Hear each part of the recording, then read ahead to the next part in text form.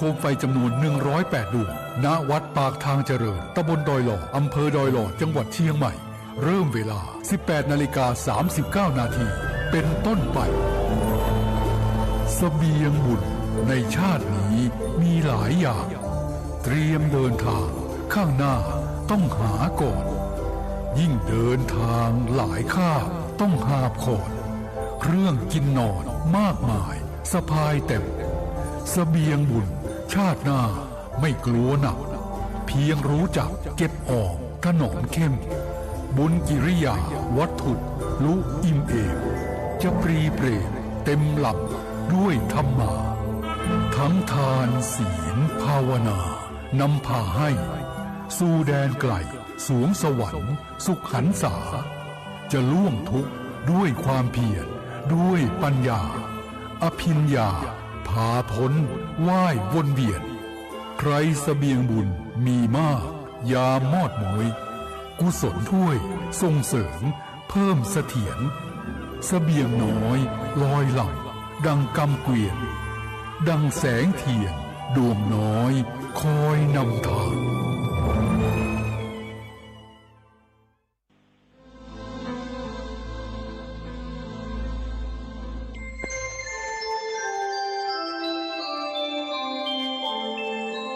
ขณะนี้ท่านกำลังฟังสถานีวิทยุกระจายเสียง FM 104.5 เมกะเฮิรตซ์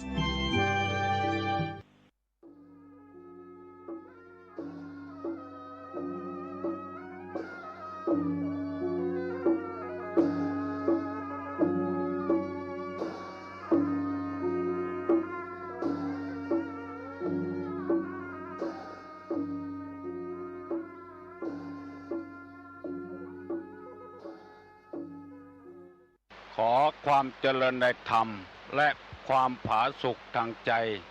จงได้มาบังเกิดมีกับท่านสาธุชนคนดีผู้เจริญในศีลผู้เจริญในธรรมที่รับฟังรายการทุกท่านพร้อมกันนี้ขอตั้งจิตอธิษฐานกราบอาราธนาเอาคุณพระศรีรัตนตรัยมีคุณของพระพุทธเจ้าพระธรรมพระสงฆ์และบุญศีลบุญทานที่ท่านทั้งหลายผู้รับฟังรายการนี้ได้กระทำบำเพ็ญมาในอดีตและกำลังจะทำเวลานี้คุณของบิดามารดาผู้บังเกิดเกล้าผู้ให้กำเนิดเกิดมาเป็นคนคุณของครูบาอาจารย์ผู้ประสิทธิ์ประสาทวิชาความรู้ตลอดถึงเสื้อบ้านเสื้อเมืองเสื้อวัดเสื้อวาสิ่งศักดิ์สิทธิ์ทั้งหลายพระสยามเทวาธิราชพระบรมธาตุเจ้าดอยสุเทพพระบรมธาตุเจ้าหริพูนชัยพระบรมธาตุเจ้าลำปางหลวงพระธาตุเจ้าช่อแฮพระธาตุเจ้าแช่แห้งพระธาตุเจ้าโดยตุงพระพุทธรูปเจ้าพระเจ้าตนหลวงและพระธาตุเจ้าดอยกองมูบุญญาบารมีของพระครูบาเจ้าศรีวิชัยนักบุญแห่งร้านนาไทยเป็นต้นวันนี้เวลานี้ขอกราบอาราธนาและเชิญชวนมาปกปักรักษาพระสงฆ์พระเจ้าพระเดชพระคุณท่านเจ้าคุณท่านพระครูท่านมหาท่านด็อกเตอร์ท่านใบดีกาท่านปลัดท่านสมุท่านเจ้าอาวาสเจ้าคณะสังฆาธิการผู้เปิดวิทยุรับฟังรายการทุกท่านและมาปกปักรักษาพ่อแม่พี่น้องลูกเต้าหลานเหลนพ่อหนานพ่อน้อยพ่ออุ้ยแม่อุ้ยพี่ป้านาอาศรัทธาสันนิบาตตันเข้าครูบาอาจารย์ทหารตำรวจข้าราชการบ้านเมืองพ่อค้าประชาชนทุกหมู่เหล่าขอเงินท่านทั้งหลาย ได้มีความสุขบานหวานใจเหมือนกันทุกท่านทุกคน ก่อนที่จะได้ดำเนินรายการต่อไปนี้ขอกราบอาราธนาและเชิญชวนท่านผู้ใจบุญทั้งหลายได้ไหว้พระพุทธเจ้าพระธรรมเจ้าพระสังฆเจ้าเพื่อให้เป็นสิริมงคลกับตัวกับครอบครัวกับธุระการงานต่อไปว่าพร้อมกันเด้ออะระหังสัมมาสัมพุทโธภควาพุทธังภควันตังอภิวาเทมิกราบสวากขาโตภควตาธัมโมธัมมังนัมมัสสามิกราบสุปฏิปันโนภควโตสาวกสังโฆสังฆังนัมมามิ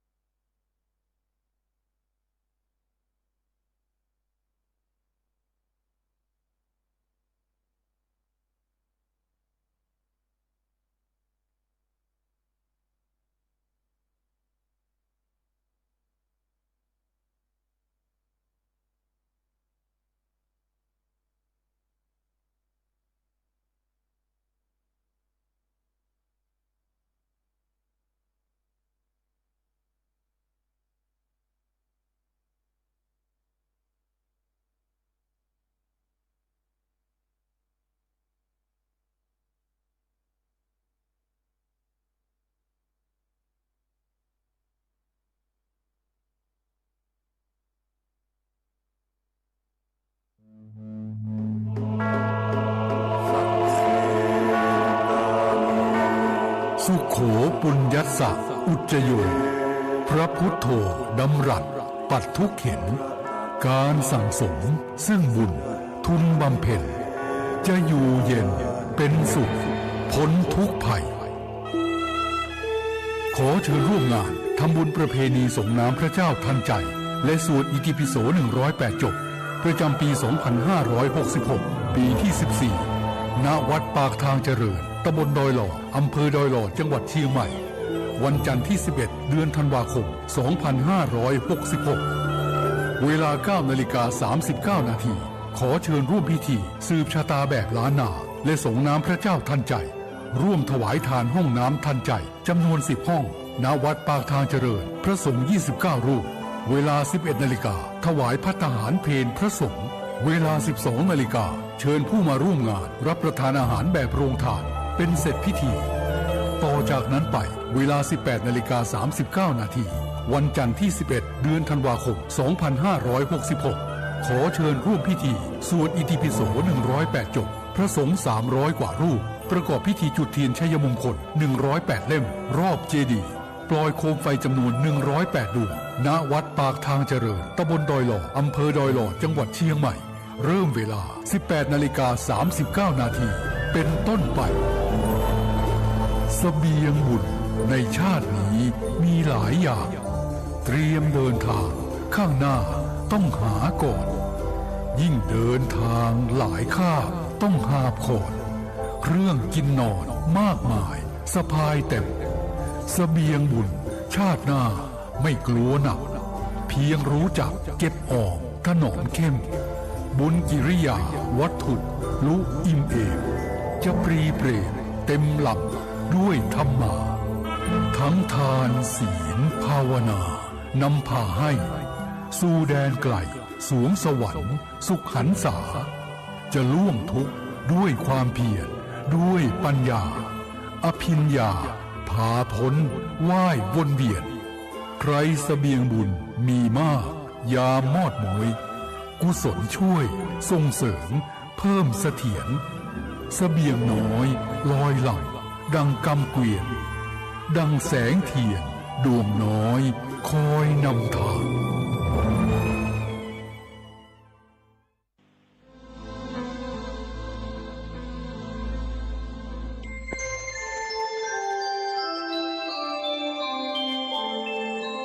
ขณะนี้ท่านกำลังฟัง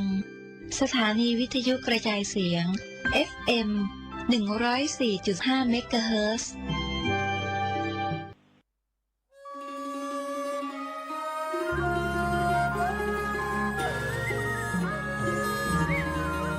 เนื่องในเทศกาลสีสันแสงสว่างแห่งความสุขประเวณียี่เป็งลอยกระทงเจียงใหม่ในปีนี้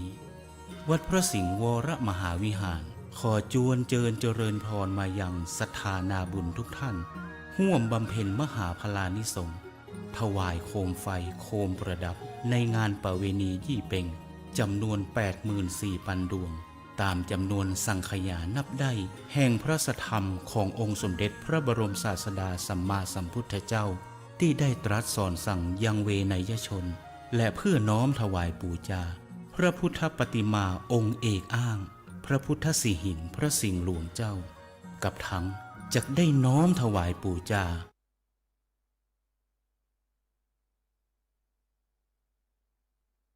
นึกตินว่าตินบ่จ้อยบ่ลืออย่างมัน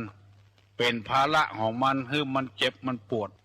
อันนี้เป็นกรรมโบราณเปิ้นว่าไว้กรรมนี้หมายความว่าอย่างใดหมายความว่าคนเรานี่ลืมไป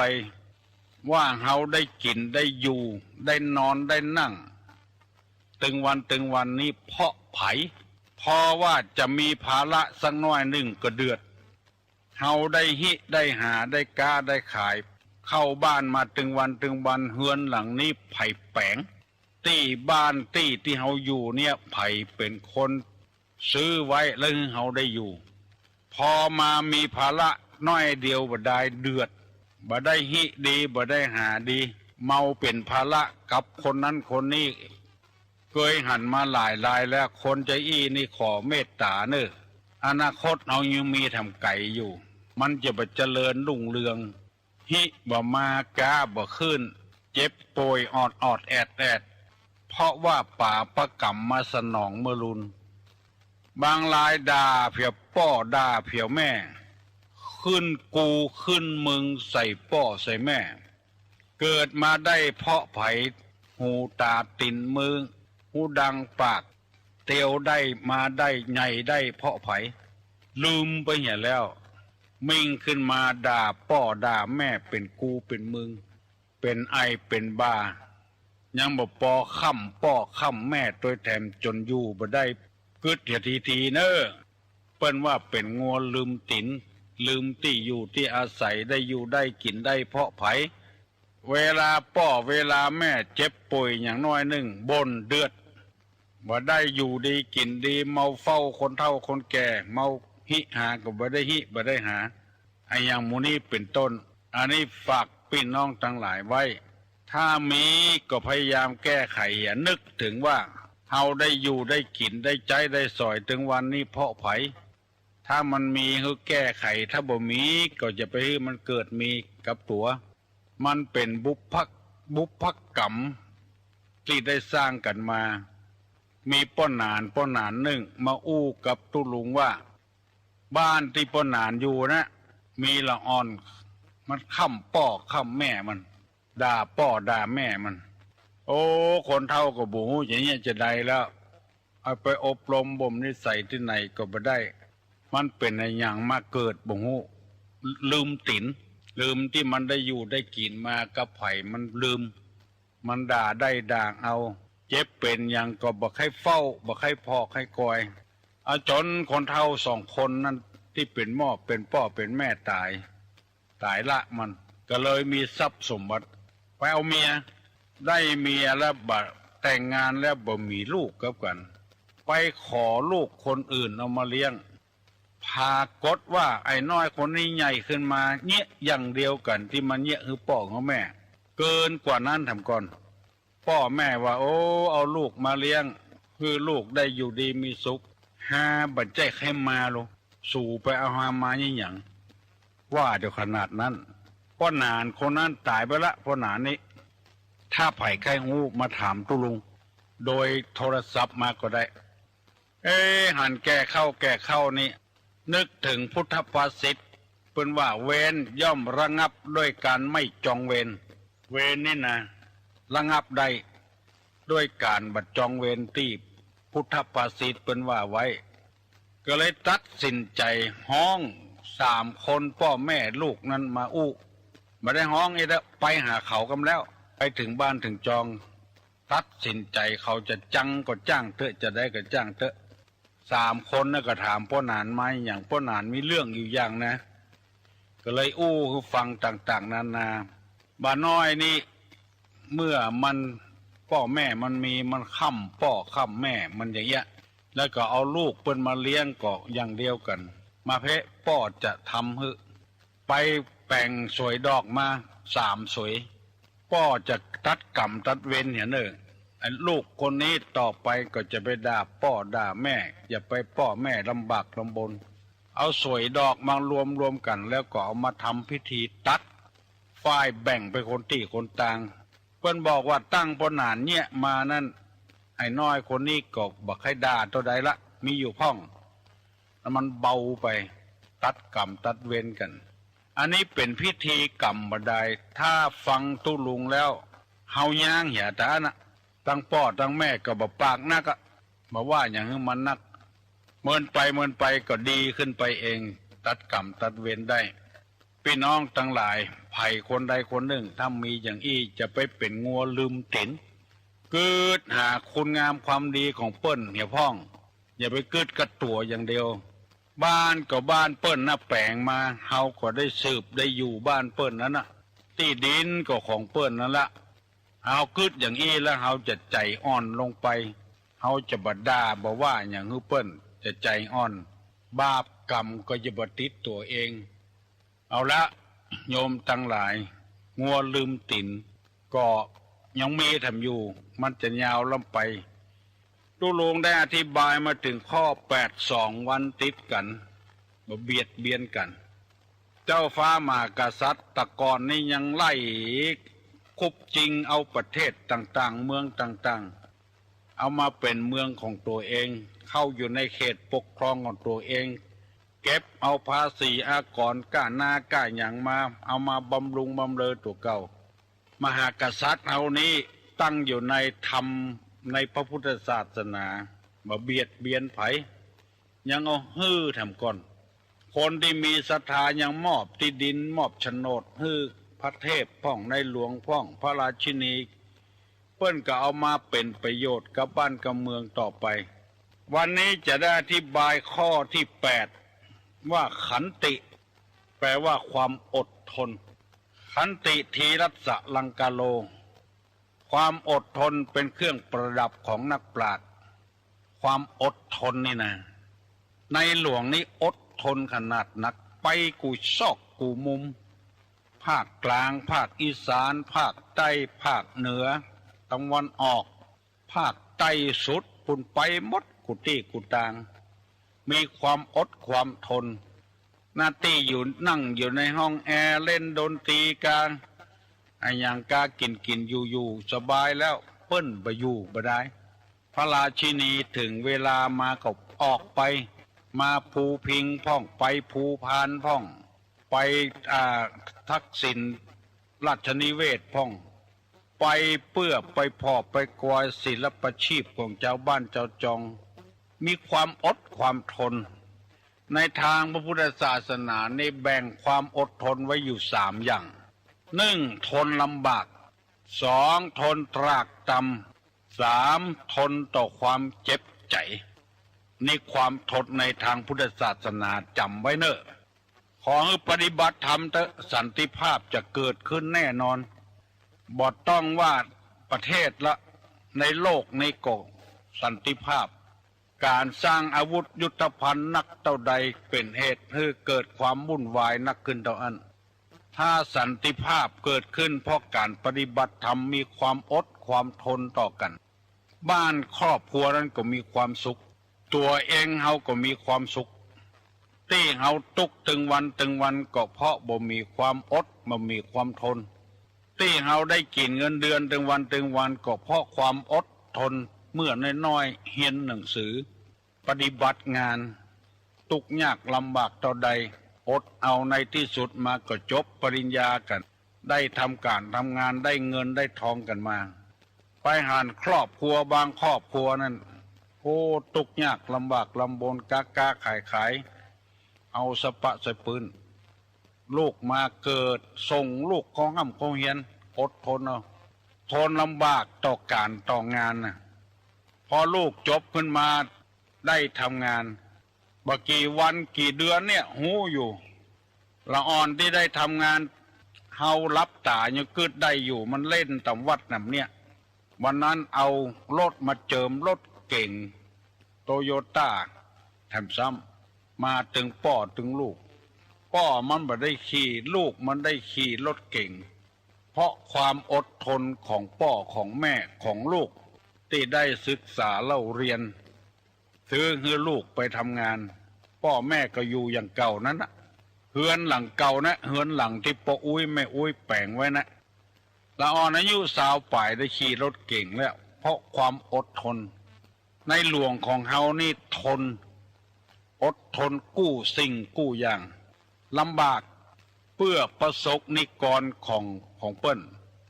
ตามธรรมดาผู้นำของประเทศชาติบ้านเมืองจะต้องเสวยความสุขอยู่ในหัวในวังอันนี้บ่เอาออกบ้านออกเมืองจ้อยเจ้าบ้านเจ้าเมือง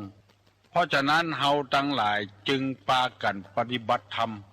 เพื่อในหลวงของเฮาเพื่อเจ้าฟ้ามหากษัตริย์ของเฮาเพราะเปิ้น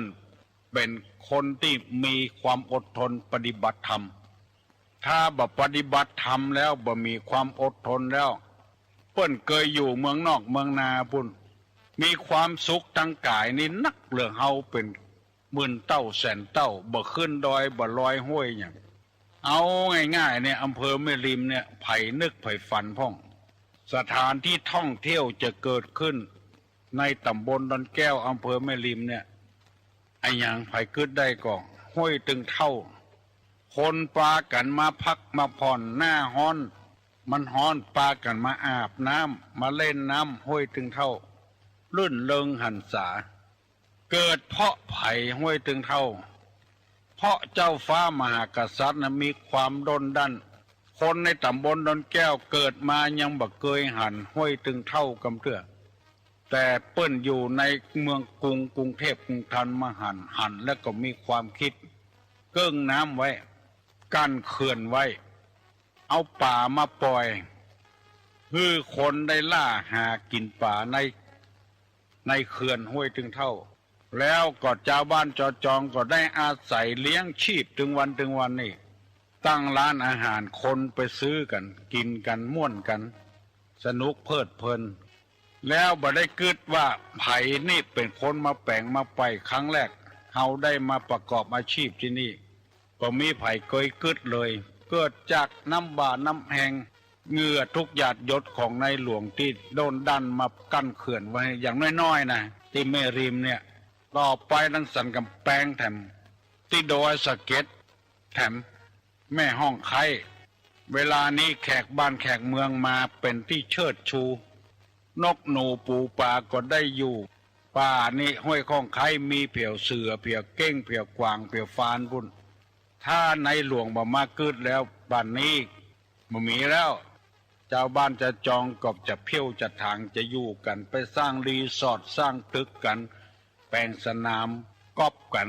แปลงสนามบัดกันเล่นกันสำหรับคนที่มั่งมีสีสุข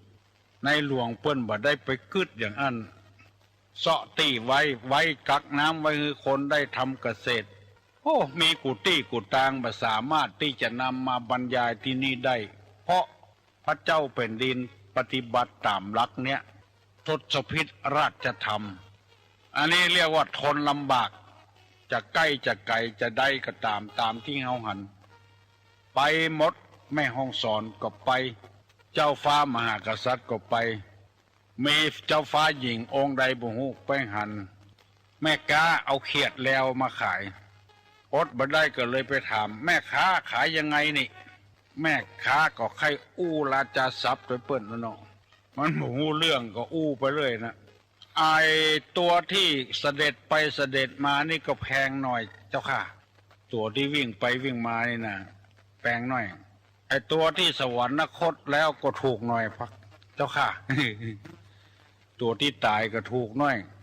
ตัวที่วิ่งไปวิ่งมาก็แพงหน่อยที่เสด็จไปเสด็จมานี่ก็แพงหน่อยที่สวรรคตแล้วก็ถูกหน่อย อันนี้มันเป็นความจริงนะที่ตุลุงนำมาเสนอลูกเต้าหลานเหลนพี่น้องเฮาทั้งหลายได้ฟังที่ตุลุงนำมาเสนอนี้ขอให้มีความอดกับกันทนต่อความลำบากจะไปบ่นจะไปเดือดตาเฮาหันเฮายังใครได้อยู่ต้องไม่เฮาใครกินอยู่ต้องอดต้องทนเอา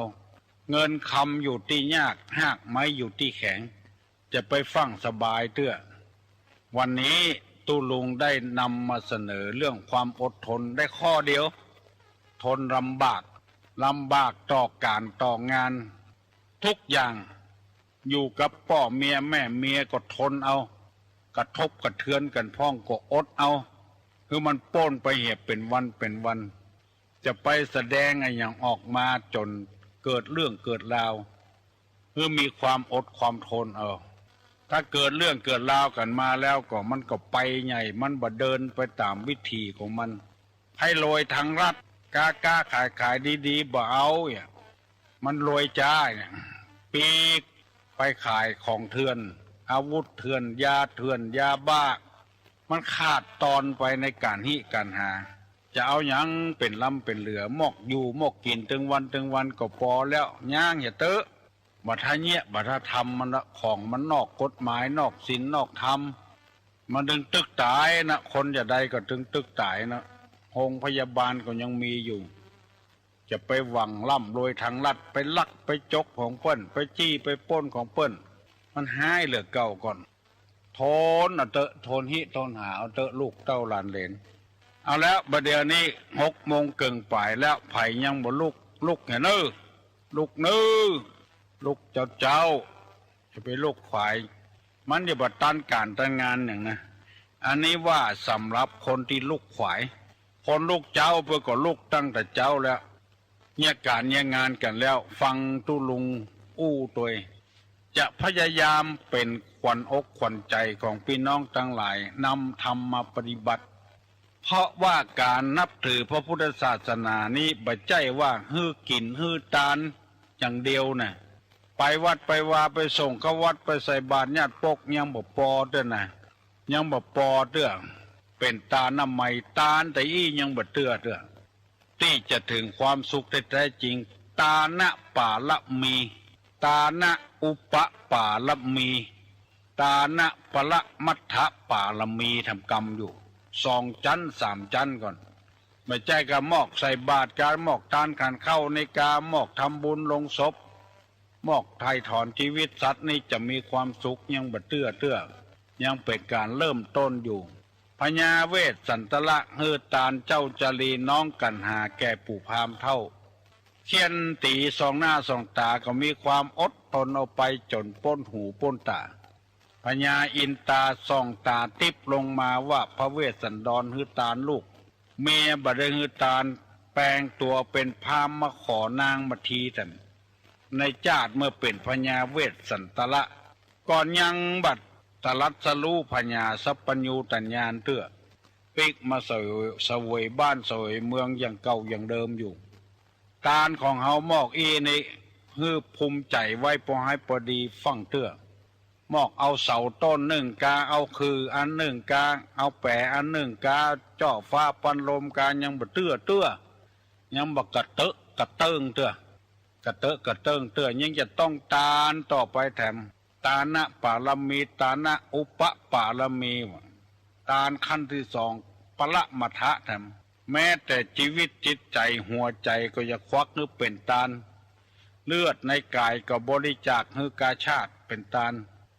อมิตรตานอภัยตานธรรมตานวิหลายอย่างอยู่พอออกไม่ออกเฮียนไปเตอะเฮียนธรรมะไปตึงวันเตอะเราจะได้มีความรู้ความเข้าใจในธรรมะลึกซึ้งขึ้นตุลุงนำมาเสนอให้ฟังเพื่อแก้ความข้องอกข้องใจให้พี่น้องทั้งหลายได้ช่วยกันปฏิบัติแบบล่างหญ้าเนี่ยแบบธรรมดาเนี่ยบ่เอาอันอย่างอื่นเตื้อเมื่อเฮาฝึกหัดมื้อนี้ศีลห้าได้ครบแล้วก็ก้อยเอาขั้นต่อไปแถมขอบคุณยินดีกับกุคนที่รับฟังรายการนี้นะเมื่อเจ้าจำเอาไว้บอกให้พี่ให้น้องให้ลูกให้หลานตุลุงก็อย่าเตะไปเนี่ยระดับเนี้ยเพราะว่ามีความรู้แค่เนี้ยบ่เอาสูงต่อใดบางคนเพิ่นบอกให้ลูกศิษย์เพิ่นมาอู้ตุลุงฟังว่าอาตมาทำไม่ได้แบบพระแบบเนี้ยเทศแบบเนี้ยทำไม่ได้ว่าเพิ่นบอกเข้าใจเฮาเพิ่นจะเทศจันพุ่นสวรรค์จันฟ้าพุ่นเทศอย่างเฮานี่เทศบ่ได้แต่ได้ยินคนที่โทรศัพท์เข้ามาหาตุลุงเนี่ยมันภาคภูมิใจดีใจโดยแสดงว่าคนยังหุ่มยังชอบอยู่เพราะเฮานี่กำลังศึกษาเล่าเรียนกันเรียนแบบพระธรรมวินัยกันปฏิบัติธรรมกันก็จะได้ก็ตามเด้อมันบ่ฮู้ว่าจะได้ละคนเฮานี่มันมีหลายประเภทบัดตาเสือเหม็นอยู่หั่นแล้วจะมากินกับข้าวด้วยน้ำซ้ำก็มีเฮาก็ช่วยอย่างกันบ่ได้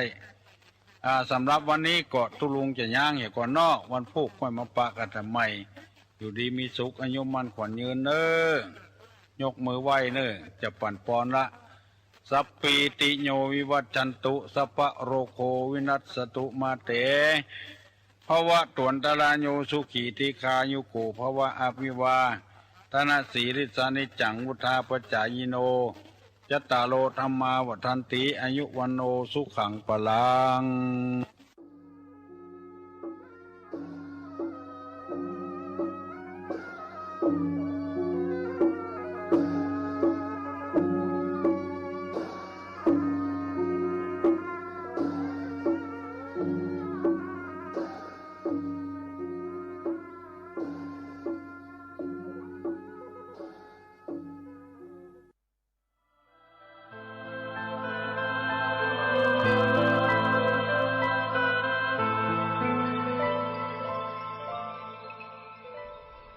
จรถะภิกขเวจาริกังพหุชนะหิตายะพหุชนะสุขายะโลกานุกัมปายะดูกรภิกษุทั้งหลายขอพวกเธอจงเที่ยวจาริกไปเพื่อสร้างประโยชน์เกื้อกูลเพื่อความสุขแก่มวลมหาชนเพื่ออนุเคราะห์ชาวโลกเถิด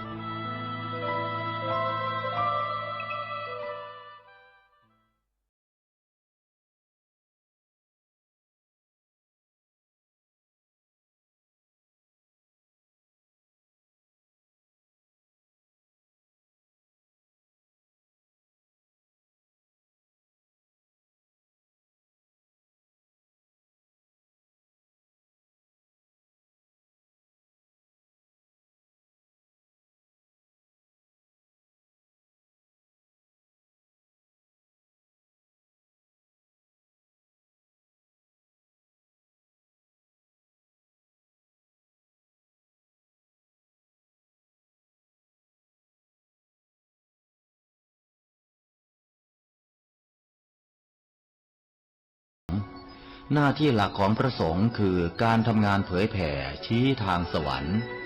คือทำให้คนที่ยังไม่เข้าใจมีความเข้าใจถูกต้องแม้ในสิ่งเล็กน้อยก็ตาม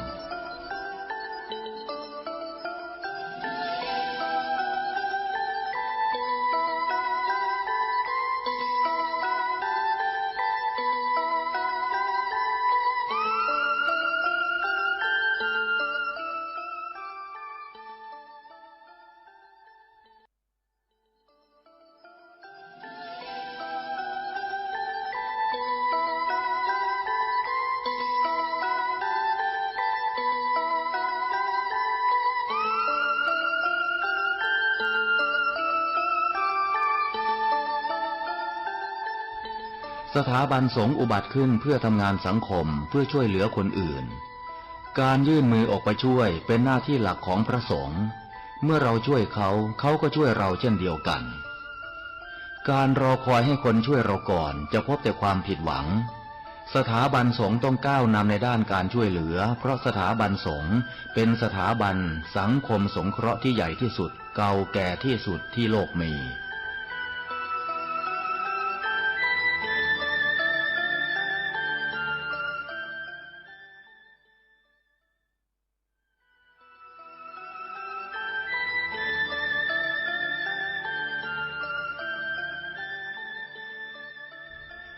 ในสมัยพุทธกาลงานสังคมสงเคราะห์คืองานหลักของพระพุทธเจ้าปณิธานของพระองค์คือการออกไปช่วยเหลือคนอื่นไปให้ความรู้เขาพระสงฆ์จึงเป็นองค์กรอาสาสมัครที่ทำงานเพื่อประโยชน์สุขของคนอื่นงานการศึกษาถือเป็นหัวใจสำคัญของการทำงานเผยแผ่พระสงฆ์ต้องออกไปทำงานกันให้มากพระสงฆ์ต้องออกไปสัมผัสกับความจริงเราอยู่เฉยๆไม่ได้เราตั้งรับอย่างเดียวไม่พอโลกยุคข้อมูลข่าวสารเร็วเกินกว่าที่เราจะตั้งรับการรับรู้แตกต่างจากการเรียนรู้การรับรู้คือตั้งรับแต่การเรียนรู้คือการทำงานเชิงรุกพระธรรมทูตยุคใหม่ต้องทำงานเชิงรุกให้มากขึ้นต้องก้าวไปข้างหน้าต้องนำเสนอนักเผยแผ่จึงเปรียบเสมือนหมอที่วินิจฉัยโรคแล้วค่อยๆทดลองยาเมื่อเห็นว่าให้ยาถูกโรคก็คอยดูแลไม่ให้เกิดโรคแทรกซ้อนตามขึ้นมาอีกหมอต้องไวต่อการเรียนรู้เรื่องโรคและวิธีรักษาโรคฉันใดพระสงฆ์ซึ่งเป็นเสมือนจิตแพทย์ของสังคมก็ไวต่อการเปลี่ยนแปลงของโลกและวิธีบำบัดโรคที่มากับโลกฉันนั้น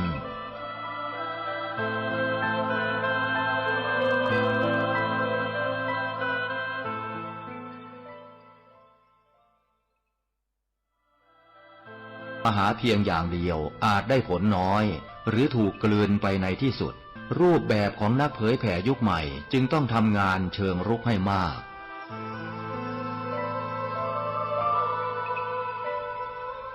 เมื่อเปรียบเทียบกับงานเผยแผ่ในยุคแรกพระสงฆ์ในสมัยพุทธกาลทำงานเชิงรุกทำงานบุกเบิกตลอดเวลาดังจะเห็นได้จากพุทธจริยาที่เสด็จไปทุกหนทุกแห่งเพื่อทรงเทศนาโปรดสัตว์โลกแม้ในแต่ละวันพระพุทธองค์ก็ทรงตรวจดูสัตว์โลกที่มาปรากฏที่ข่ายพระญาณของพระองค์แล้วก็เสด็จไปแสดงธรรมโปรด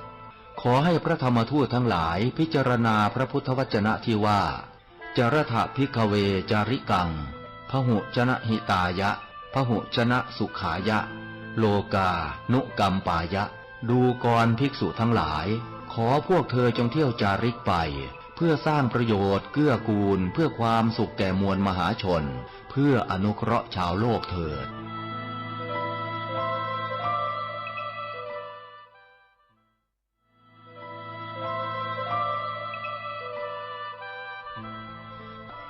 งานเผยแผ่พระพุทธศาสนาของไทยเราในขณะนี้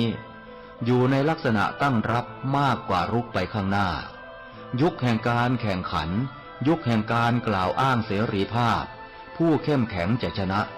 สุดท้ายจะครอบครอง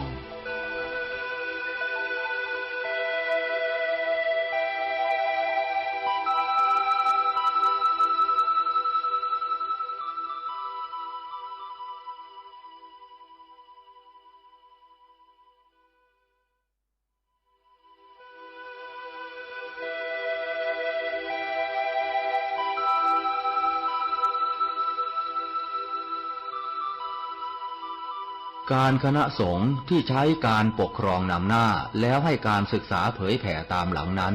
จะพบทางตันหากวันหนึ่งไม่มีใครเข้ามาให้ท่านปกครองแล้วท่านจะไปปกครองใครงานเผยแผ่คืองานให้ความรู้เป็นสิ่งเดียวกันกับงานการศึกษาจำจะต้องรีบก้าวไปข้างหน้าการสร้างคนให้มีความรู้ทำให้การปกครองง่ายคือให้เขาปกครองตนเองการปกครองที่ปราศจากการศึกษาจะมีแต่การลงโทษเป็นหลัก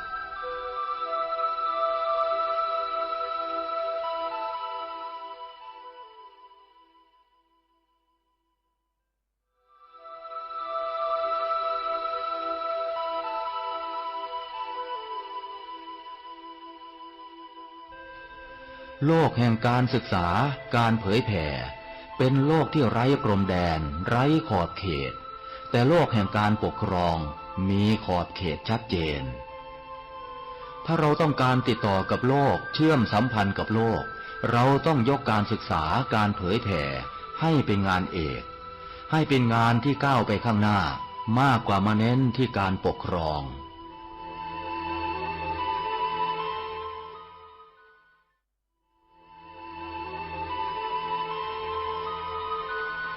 นักการศึกษานักการเผยแผ่ต้องได้รับการยกย่องส่งเสริมต้องมีการสร้างกันอย่างมีระบบที่สำคัญต้องมีนโยบายมีแม่บทที่แสดงเจตนาและปณิธานอย่างชัดเจนว่าจะนำพาพระพุทธศาสนาและสถาบันสงฆ์ไปในทิศทางใด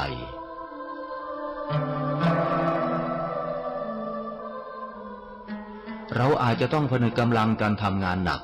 คือสถาปนาวิทยาลัยศาสนทายาทหรือวิทยาลัยการเผยแผ่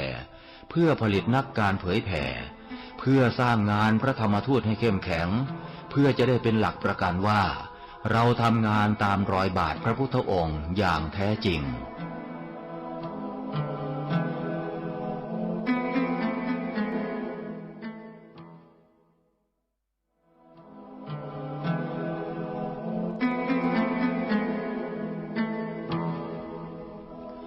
การที่พระพุทธศาสนาแผ่ขยายมาถึงสุวรรณภูมิหรือก้าวไปในโลกกว้างได้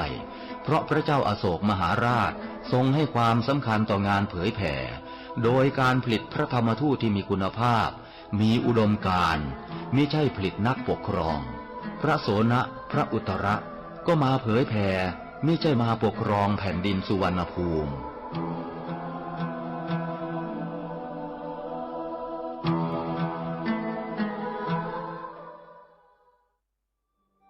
แล้วพึงอบรมเรื่องการเทศนาการเขียนการค้นคว้า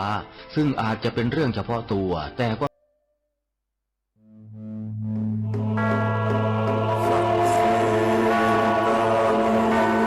สุโขปุญญัสสะอุจโยพระพุทโธดำรัสปัดทุกเข็นการสั่งสมซึ่งบุญทุนบำเพ็ญจะอยู่เย็นเป็นสุขพ้นทุกภัยขอเชิญร่วมงานทำบุญประเพณีส่งน้ำพระเจ้าทันใจและสวดอิติปิโส108จบประจำปี 2566 ปีที่ 14 ณ วัดปากทางเจริญตำบลดอยหล่ออำเภอดอยหล่อจังหวัดเชียงใหม่วันจันทร์ที่ 11 เดือนธันวาคม 2566 เวลา 9:39 นาทีขอเชิญร่วมพิธีสืบชะตาแบบล้านนาและส่งน้ำพระเจ้าทันใจร่วมถวายทานห้องน้ำทันใจจำนวน10ห้องณวัดปากทางเจริญพระสงฆ์29รูปเวลา 11 นาฬิกาถวายภัตตาหารเพลพระสงฆ์เวลา 12 นาฬิกาเชิญผู้มาร่วมงานรับประทานอาหารแบบโรงทานเป็นเสร็จพิธีต่อจากนั้นไปเวลา 18:39 นาทีวันจันทร์ที่ 11 เดือนธันวาคม 2566 ขอเชิญร่วมพิธีสวดอิติปิโส108จบพระสงฆ์300กว่ารูปประกอบพิธีจุดเทียนชัยมงคล108เล่มรอบเจดีย์ปล่อยโคมไฟจำนวน108ดวงณวัดปากทางเจริญตำบลดอยหล่ออำเภอดอยหล่อจังหวัดเชียงใหม่เริ่มเวลา 18:39 นาทีเป็นต้นไปเสบียงบุญในชาตินี้มีหลายอย่างเตรียมเดินทางข้างหน้าต้องหาก่อนยิ่งเดินทางหลายข้างต้องหาบขอดเครื่องกินนอนมากมายสะพายเต็มเสบียงบุญชาติหน้าไม่กลัวหนักเพียงรู้จักเก็บออมถนอมเข้มบุญกิริยาวัตถุลุอิ่มเอมจะปรีเปรมเต็มลำด้วยธรรมาทั้งทานศีลภาวนานำพาให้สู่แดนไกลสวงสวรรค์สุขหันษาจะล่วงทุกข์ด้วยความเพียรด้วยปัญญาอภิญญาพาพ้นว่ายวนเวียนใครเสบียงบุญมีมากยามมอดม้อยกุศลช่วยส่งเสริมเพิ่มเสถียรเสบียงน้อยลอยหลั่งดังกำเกวียนดังแสงเทียนดวงน้อยคอยนำทาง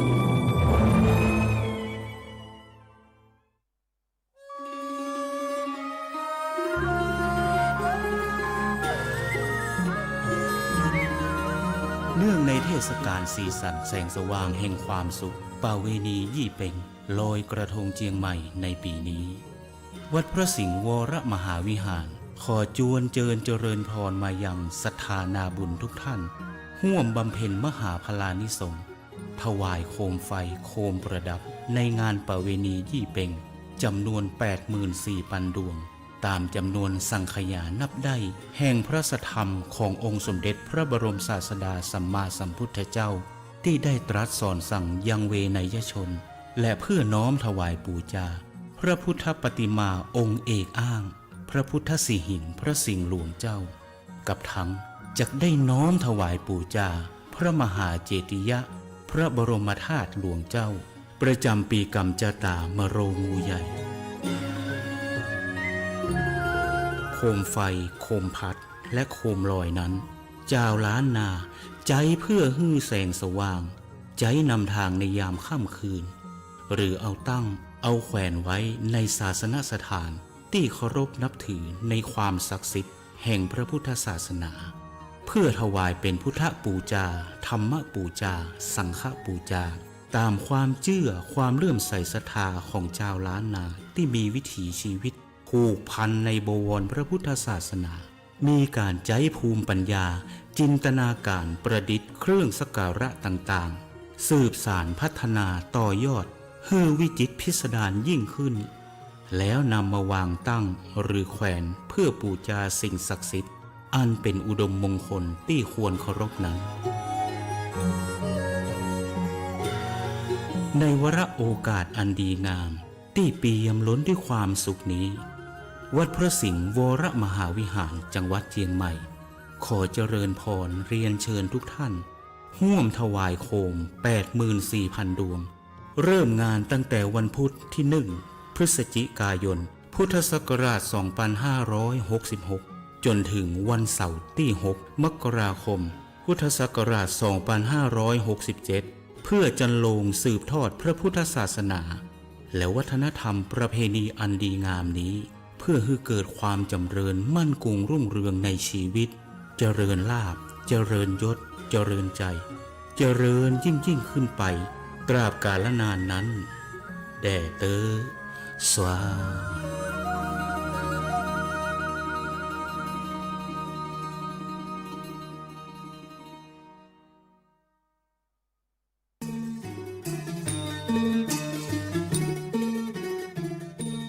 ชาวตำบลสุเทพอำเภอเมืองเชียงใหม่จังหวัดเชียงใหม่ขอเชิญร่วมสืบสานประเพณีสามเพ็งเพ็ญเดือน3ล้านนาบูชาพระธาตุแสงจันทร์ระหว่างวันที่ 25 ถึง 28 ธันวาคม พุทธศักราช 2566 ณ พระธาตุแสงจันทร์ภายในงานมีศาสนพิธีดังนี้ 25 ธันวาคม พิธีอาราธนาพระอุปคุต 26 ธันวาคมพิธีอัญเชิญพระธาตุ 27 ธันวาคมพิธีส่งน้ำบูชาพระธาตุ 28 ธันวาคมพิธีส่งพระธาตุภายในงานมีกิจกรรมฟังธรรมเวียนเทียนตักบาตรเป็งพุทธบูชาพระอุปคุตแสงจันทร์ขบวนแห่ฟ้อนโคมบูชาพระบรมสารีริกธาตุเรื่องเล่าดินแดนศักดิ์สิทธิ์กับความรุ่งเรืองด้านพระพุทธศาสนาของชาวรั้วจุดผางประทีปประดับโคมบูชาถวายกรวยดอกไม้ณพระธาตุแสงจันทร์กิจกรรมเมืองใจกลิ่นอายวัฒนธรรมล้านนาลานปล่อยแสงเสนอวิถีชีวิตการแสดงเครื่องแต่งกายชาวมงและลีซูณบ้านข้างวัดในโอกาสแสงจันทร์สนุกช็อปสินค้าท้องถิ่นทำมือณกาดลานดินกินของรำตีนดอยสุเทพณรามูคาเฟ่สัมผัสเส้นทางเทรนประวัติศาสตร์ท้องถิ่นเชื่อมโยงงานประเพณีและกิจกรรมอื่นๆอีกมากมายพระธาตุแสงจันทร์หรือพระธาตุเถรจันทร์พระธาตุแสงจันทร์ณวัดเถรจันทร์สร้างขึ้นบริเวณเชิงดอยสุเทพซึ่งเป็นพื้นที่อันศักดิ์สิทธิ์ของเมืองเชียงใหม่และมีความสำคัญยิ่งในทางพระพุทธศาสนา โดยเฉพาะในสมัยพระยากือนาพระมหากษัตริย์ล้านนาลำดับที่ 6 แห่งราชวงศ์มังรายระหว่างปีพุทธศักราช 1898 ถึง 1928 ทรงศรัทธาในพระพุทธศาสนาอย่างแรงกล้าโปรดให้อาราธนาพระสุมาณเถระจากกรุงสุโขทัยมาประดิษฐานพุทธศาสนาแบบลังกาวงศ์ในล้านนาและอัญเชิญพระบรมสารีริกธาตุไปประดิษฐานบนดอยสุเทพพระธาตุแสงจันทร์ณวัดเถระจันทร์อยู่ด้านหลังของวัดอุโมงค์สวนพุทธธรรมสามารถเข้าไปศึกษาและสักการะโดยสะดวกทางด้านศูนย์ศึกษาธรรมชาติและสัตว์ป่าเชิงดอยสุเทพเป็นโบราณสถานศิลปะล้านนาที่มีอายุเก่าแก่กว่า600 ปีมีการค้นพบพระบรมสารีริกธาตุถึง 3,994 องค์เชื่อกันว่าเป็นสถานที่มีความศักดิ์สิทธิ์และควรแก่การสักการะบูชาเป็นอย่างมากดังนั้นชาวตำบล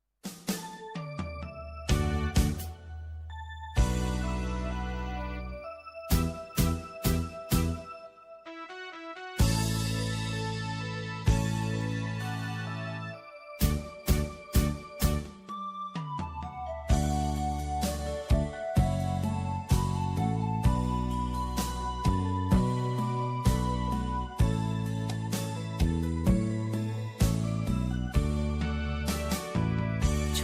คดีที่สุดได้เกิดในพุทธศาสนาเรามีองค์พระสัมมาเป็นศาสดาแห่งการหลุดพ้น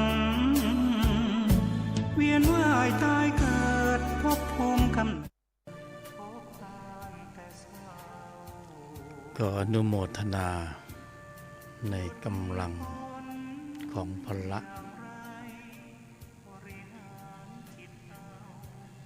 ในตนทั้งหลายที่มีกำลังภายในสูงที่มีกำลังภายในสูงพอสมควร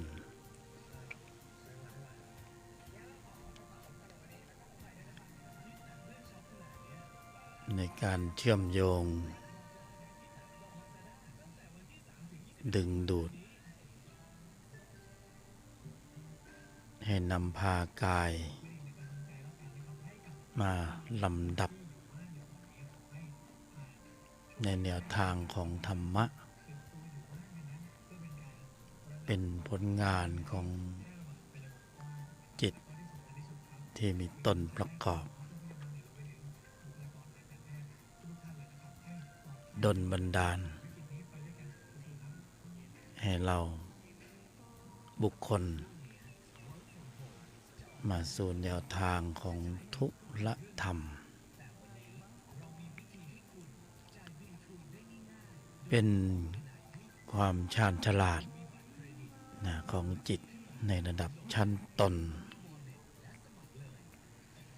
ที่ปรารภความเพียรต้องการที่จะเพิ่มเติมพอกพูนกำลังของพละตนพละที่มีอยู่ในใจของบุคคลทั้งหลายแต่พละต้องการการเพิ่มเติมปริมาณข้อมูล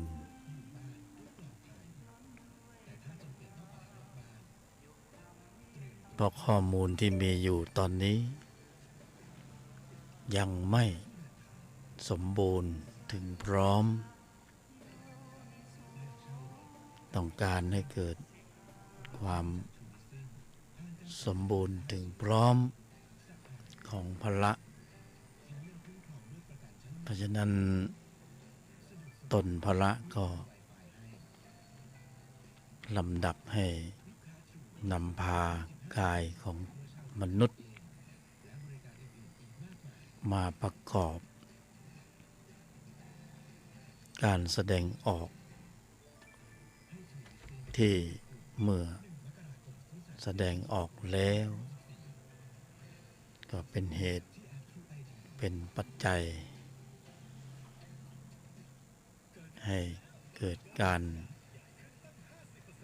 กำเนิดกำลังเพิ่มเติมกำลังของสติพละ ความเพียรพละ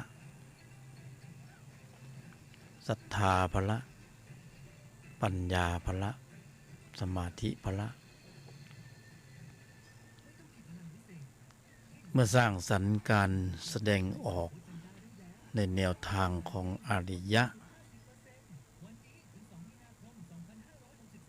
ก็กำเนิดกำลังมากขึ้นตามลำดับเมื่อกำเนิดกำลังแล้วก็ไม่ได้หายไปไหนนะได้รับการบันทึกข้อมูลโดยธรรมชาติธรรมดาที่มีการบันทึกอยู่แล้วเป็นปกติวิสัย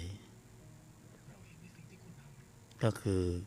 ธรรมชาติที่ชื่อว่าจิตเกิดในชั้นนี้จิตก็บันทึกข้อมูลของตนจิตศรัทธาความเพียรสติสมาธิและปัญญาให้มีปริมาณมากขึ้นเก็บข้อมูลไว้ในใจตามลำดับ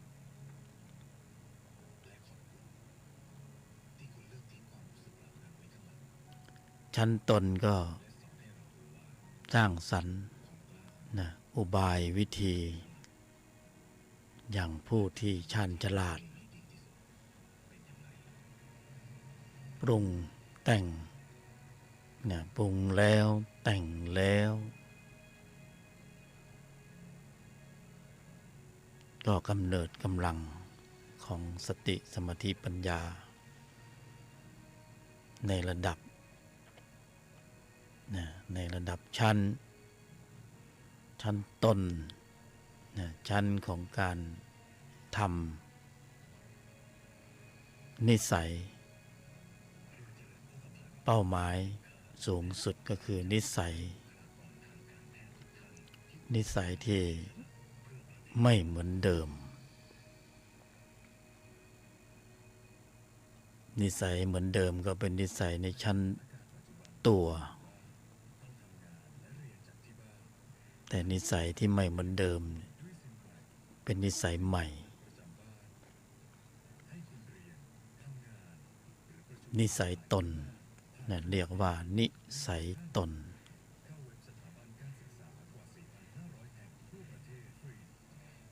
ต้องการนิสัยที่ละเอียดพร้อมมูลด้วยศรัทธาความเพียรสติสมาธิและปัญญา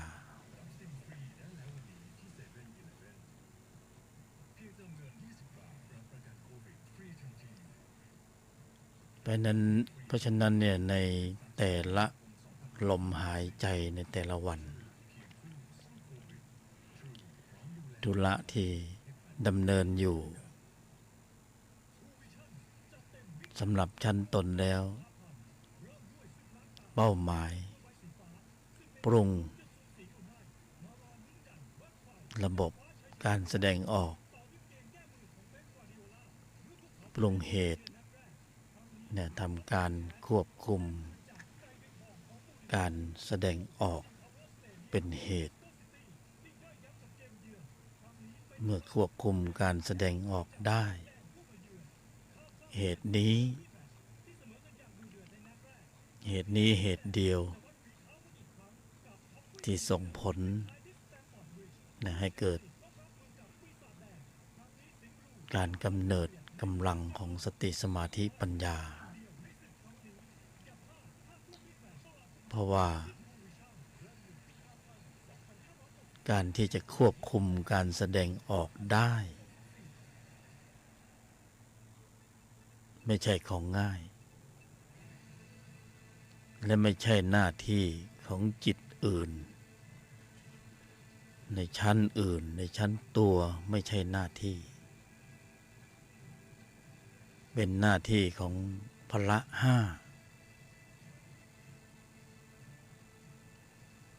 เมื่อพละห้าทำหน้าที่ในการควบคุมระบบแสดงออก ความคิดการกระทำคำพูดกรอบอยู่ในกรอบพละห้าก็จะมีการออกกำลังเมื่อพละห้าออกกำลังบ่อยๆในชั้นนี้นะในชั้นของการปรุงนิสัยก็คือควบคุมการแสดงออกเนี่ยพละห้าก็จะมีกำลังแข็งแกร่งแข็งแรงแหลมคมเท่าทันรอบรู้แยกแยะเช็ดล้างล้วงลึกแล้วก็ถอดถอนกำลังของพละห้าในชั้นนี้เมื่อถึงระดับนี้บุคคลก็จะมีนิสัยใหม่เปลี่ยนแปลงจากนิสัยเก่าก็จะได้นิสัยขึ้นมาเป็นนิสัยของผู้ที่มีความสมบูรณ์มากขึ้นนะแตกต่างจากนิสัยเก่าที่เคยปรุงด้วยจิตชั้นตัวนะจิตชั้นนั้นก็นิสัยก็จะหยาบเพราะว่าปรุงภายใต้การชี้นำลำดับขับเคลื่อนด้วยกำลังของจิตที่มีตัวประกอบชั้นตัวโลภะตัวโทสะโมหะตัวอวิชชาตัวตัณหาอุปทานกิเลสต่างๆชั้นนั้นเขาเรียกว่าชั้นตัวปรุงเนี่ยปรุงกำลังเหมือนกัน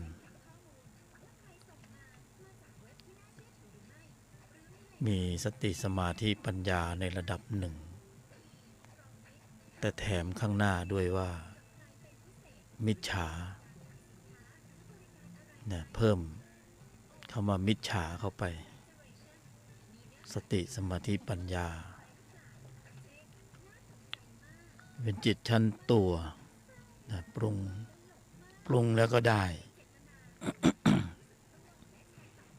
ได้นิสัยอย่างที่พวกเราบุคคลทั้งหลายเป็นกันอยู่ตอนในปัจจุบันขณะนี้ก็จะได้ชั้นนี้เป็นชั้นเดิมชั้นเก่าชั้นในแนวของวัฏจักรการเกิดแก่เจ็บตายบุคคลโดยส่วนมากมีพื้นจิตพื้นใจอยู่ในระดับนี้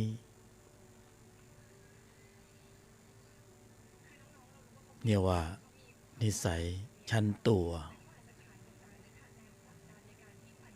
มาโดยส่วนมาก มีข้อมูลจิตในชั้นนี้อยู่ ก็ไม่แปลกเป็นธรรมดาที่ต้องแสดงออกแบบที่เป็นอยู่เนี่ยคงไม่ต้องอธิบายความมากเพราะว่า แต่ละรูปแต่ละนามก็มีข้อมูลนี้อยู่นะจึงไม่จำเป็นต้องขยายความว่าวิเศษลักษณะของจิตที่มีตัวประกอบด้วยรักโลภโกรธหลงอากับกิริยาท่าทางหน้าตามันเป็นอย่างไร ไม่จำเป็นต้องอธิบายอันนี้ถือว่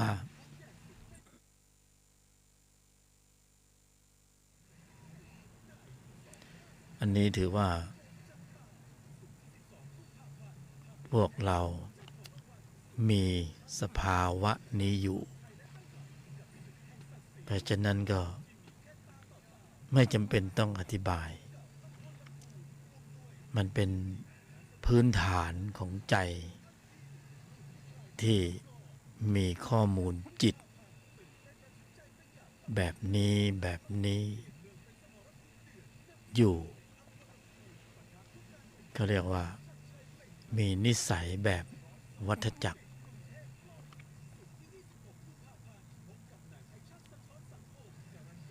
นิสัยชั้นตัวแต่หลายคนก็ในรูปลายนามก็มีความเข้มข้นแตกต่างกันไปนะเข้มข้นแตกต่างกันไป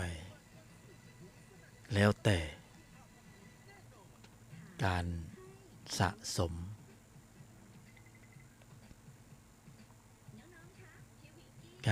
มก็คือจิตจะบันทึกข้อมูลเหล่านี้หมด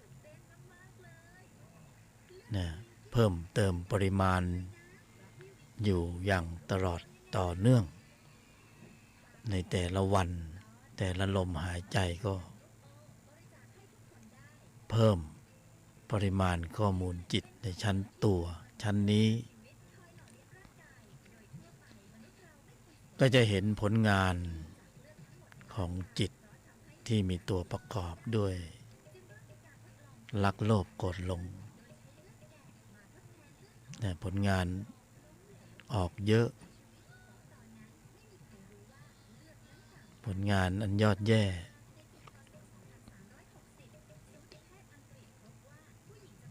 ในใจของบุคคลก็มีข้อมูลนี้อยู่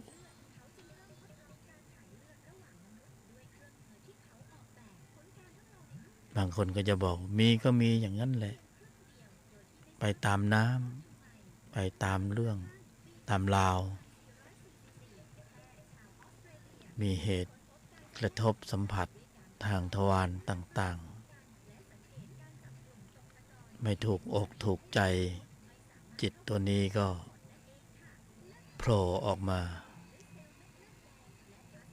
เคลื่อนกำลังภายในออกมาผลักดัน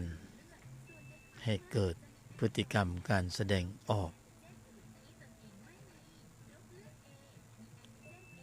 โดยส่วนมากส่วนเดียวด้วยนะเป็นอกุศลหมดเลยก็เป็นอกุศลการกระทำในใจในภายในนะก็เกิดการลำดับธรรมชาติที่ชื่อว่าอกุศลจิตเกิดขึ้นในใจ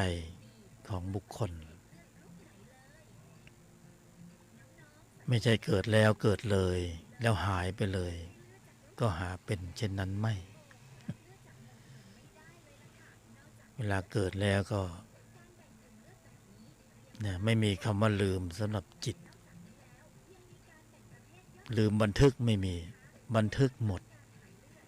เก็บข้อมูลหมดจิตเป็นธรรมชาติเป็นเจ้า แห่งการสะสมเพราะฉะนั้นเขาก็บันทึกข้อมูลเวลาบันทึกข้อมูลเสร็จแล้วธรรมชาติยังไปต่อได้ก็มีวิบากจิตนะวิบากจิตก็เป็นของแถมมูลเหตุมาจากอากุศล ก็จะต้องได้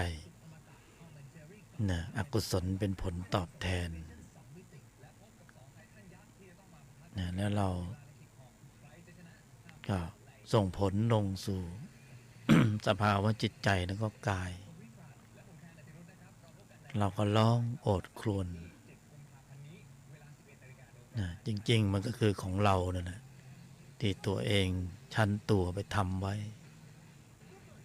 มันก็มีข้อมูลเมื่อมีข้อมูลธรรมชาติจะไปแสดงข้อมูลที่ไหนได้เนี่ยก็ต้องแสดงที่กายและใจนี่แหละ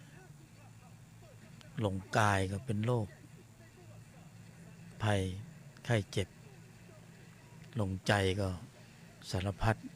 นะความทุกข์ใจฟุ้งซ่านรำคาญหงุดหงิดก็ชั้นตัวโดยอวิชชาเป็นผู้ชี้นำให้เรากระทำกรรมผลกรรมมันก็เปล่งประกายลงสู่กายสู่ใจกลับมาที่เดิม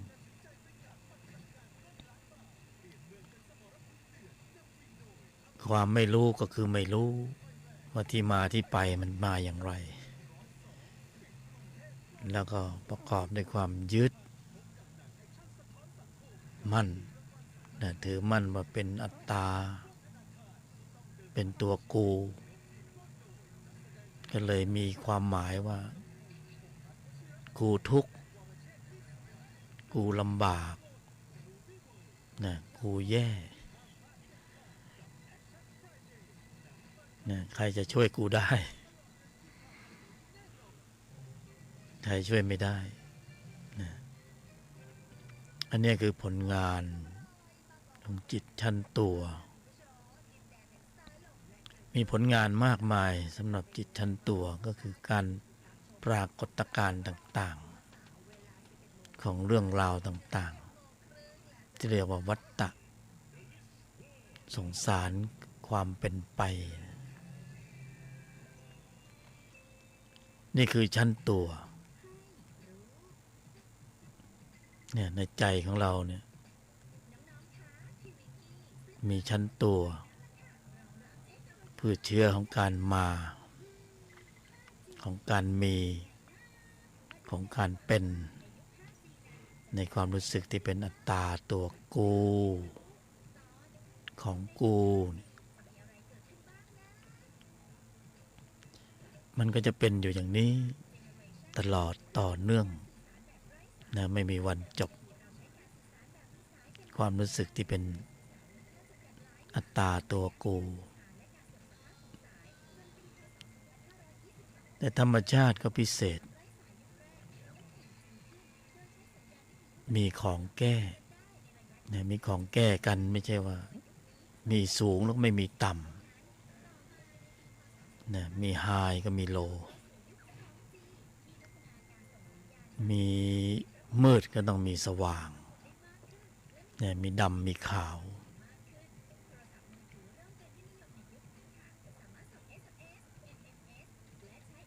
มีความเกิดก็มีความดับมีธรรมที่เป็นเหตุเป็นปัจจัยไปสู่การเกิดก็มีธรรมที่เป็นเหตุเป็นปัจจัยไปสู่ความดับ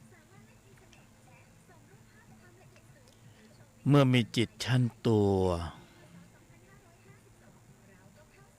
นะก็มีความพิเศษตรงกันข้ามก็คือมีจิตชั้นตนมีจิตชั้นตนก็มีจิตชั้นตัว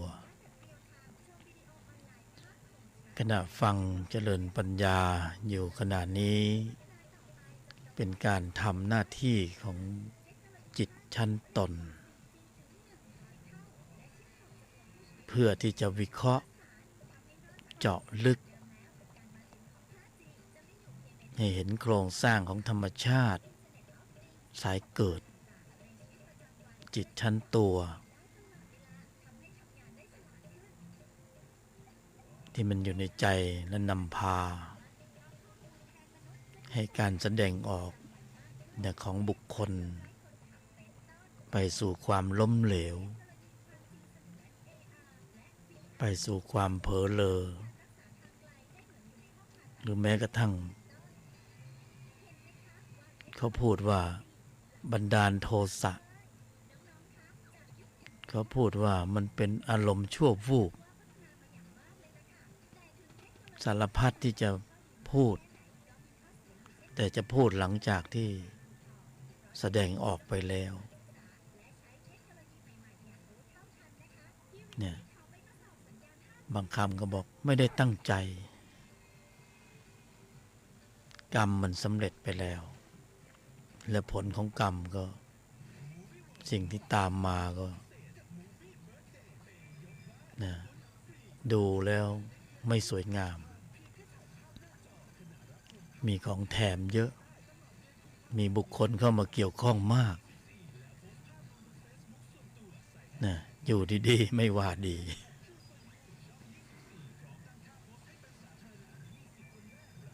จิตชั้นตนที่กำลังลำดับเนี่ยดำเนินเจริญปัญญาอยู่ในขณะลมหายใจนี้ก็จะวิเคราะห์ถึงเหตุถึงผลนะถึงที่สุด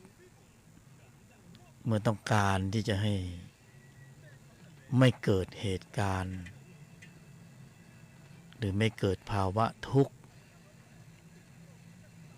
หรือต้องการยุติบทบาทของจิตที่มีตัวประกอบที่มีกำลังในการชี้นำการแสดงออกของบุคคลจิตชั้นตนมีหน้าที่ที่จะบอกว่าจะทำอย่างไรมีกลไกอย่างไรมีอุบายวิธีโดยแยบคายอย่างไรที่จะหยุดยั้งหรือชะลอก็ยังดีนะวงจรของจิตที่ชื่อว่าธรรมสายเกิดชั้นตัวจะทำอย่างไรนี่ก็กำลังวิเคราะห์ให้เห็นโครงสร้างนะเห็นเหตุเห็นผลว่าธรรมชาติสายเกิดเห็นกันอยู่แล้วว่าผลงานนะไม่สวยงามดูไม่จืดนะปัญหาต่างๆมากมายคดีความต่างๆก็มากมายการฆ่าฟันประหัตประหารทำลายล้างกันล้วนแล้วแต่เป็นผลงานของธรรมสายเกิดคือจิตชั้นตัวไม่เป็นพืชเชื้อเป็นเหตุธรรมชาติมีของแก้กันท่านให้จิตชั้นตนมาแล้วนะให้มาแล้วไม่ใช่ไม่ให้มีอยู่แล้วในใจของบุคคลทุกรูปทุกนามนี่คือจิตชั้นตนง่ายๆเปรียบเทียบง่ายๆให้เห็นภาพจิตชั้นตัวเป็นความมืดจิตชั้นตนเป็นแสงสว่างจิตชั้นตัวเป็นความมืดจิตชั้นตนเป็นแสงสว่าง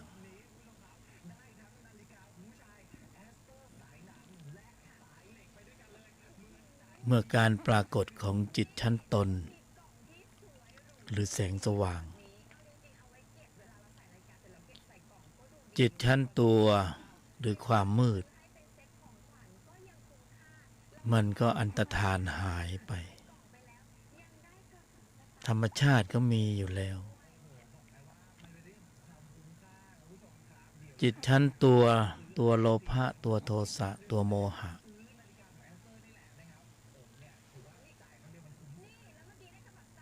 เกิดหลายรูปหลายนามบุคคลพยายามที่จะขับไล่มันพยายามที่จะดับมันพยายามที่จะสงบระงับมัน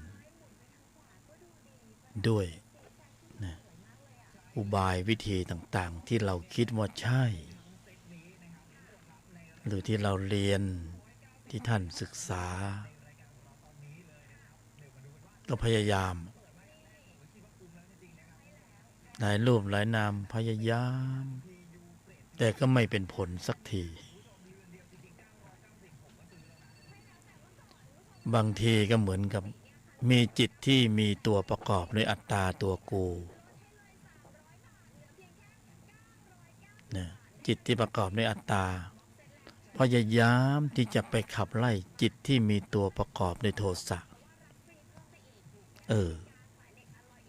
สภาวธรรมแปลกๆเหมือนเอาโจรไปไล่โจรนะเขามีแต่โจรนะเป็นพวกเดียวกันกับโจรที่ไหนจะไปไล่โจรหลายรูปหลายนามอยู่ในภาวะนี้ไม่ชอบจิตที่มีตัวประกอบด้วย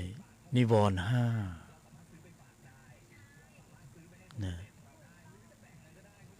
ไม่ชอบพยายามใช้จิตที่มีตนมีตัวประกอบในอัตตาไปกดไปข่มก็ธรรมชาติแบบนี้เขาเป็นพวกเดียวกันเขาไม่ไล่กันหรอกต้องมีธรรมชาติที่เป็นแสงสว่างเนี่ยชั้นตนคืออะไรตนศรัทธาตนความเพียรตนสติตนสมาธิตนแห่งปัญญาที่เป็นตนจริงๆนะบางทีก็เป็นตนเทียม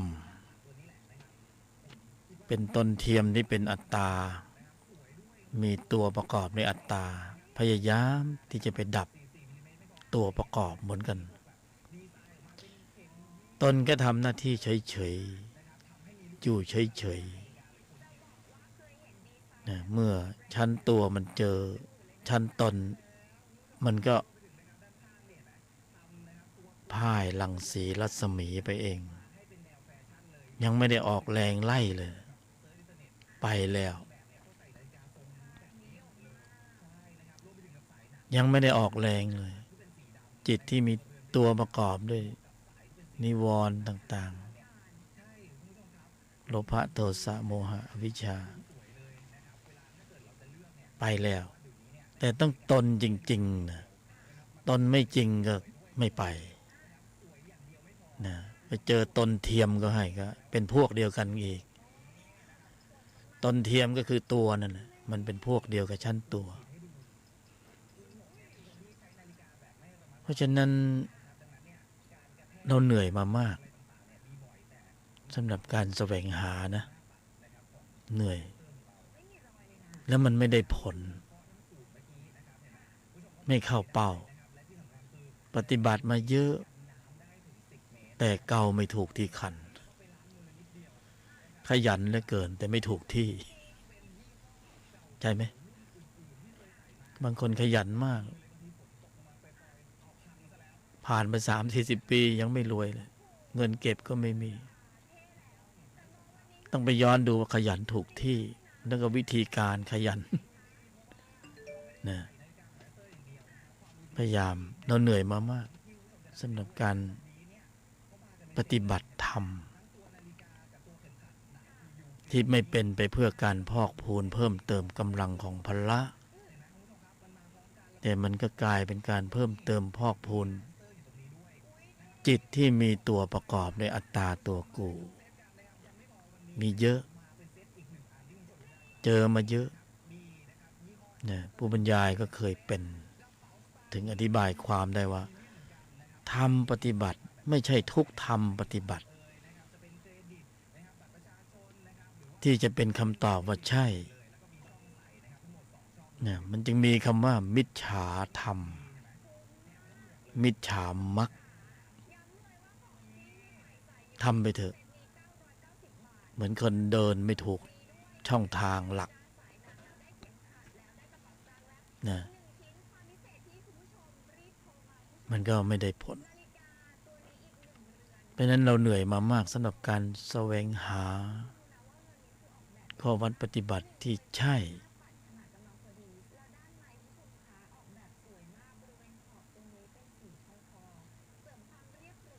กลับมาสู่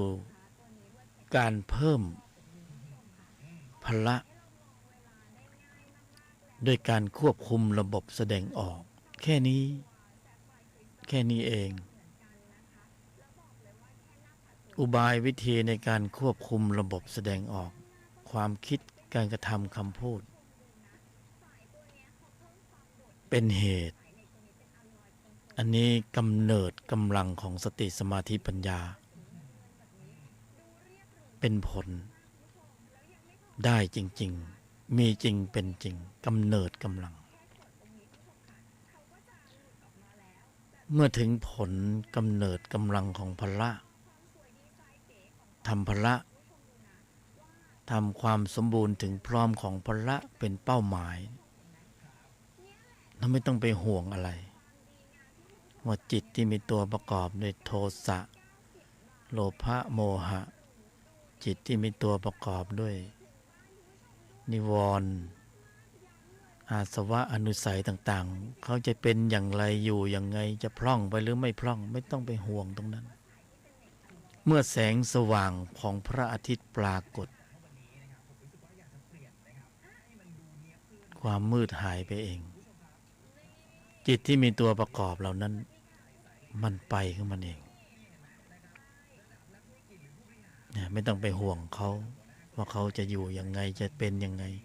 จะขับยังไงจะไล่ยังไงจะกดจะข่มยังไงไม่งั้นเราเหนื่อยมากในเวลาของสังขารเราต้องใช้สังขารในการปรุงให้เกิดกำลังของพละแล้วสังขารก็ไม่อยู่ยาวกายมนุษย์มีระยะเวลาสั้นเพราะนั้นถ้าปรุงไม่ถูกต้องไม่ถูกส่วนไม่ตรงตามความเป็นจริงเสียเวลาเห็นมาหลายรูปหลายนามหลายปีแล้วนะนิสัยไม่เปลี่ยน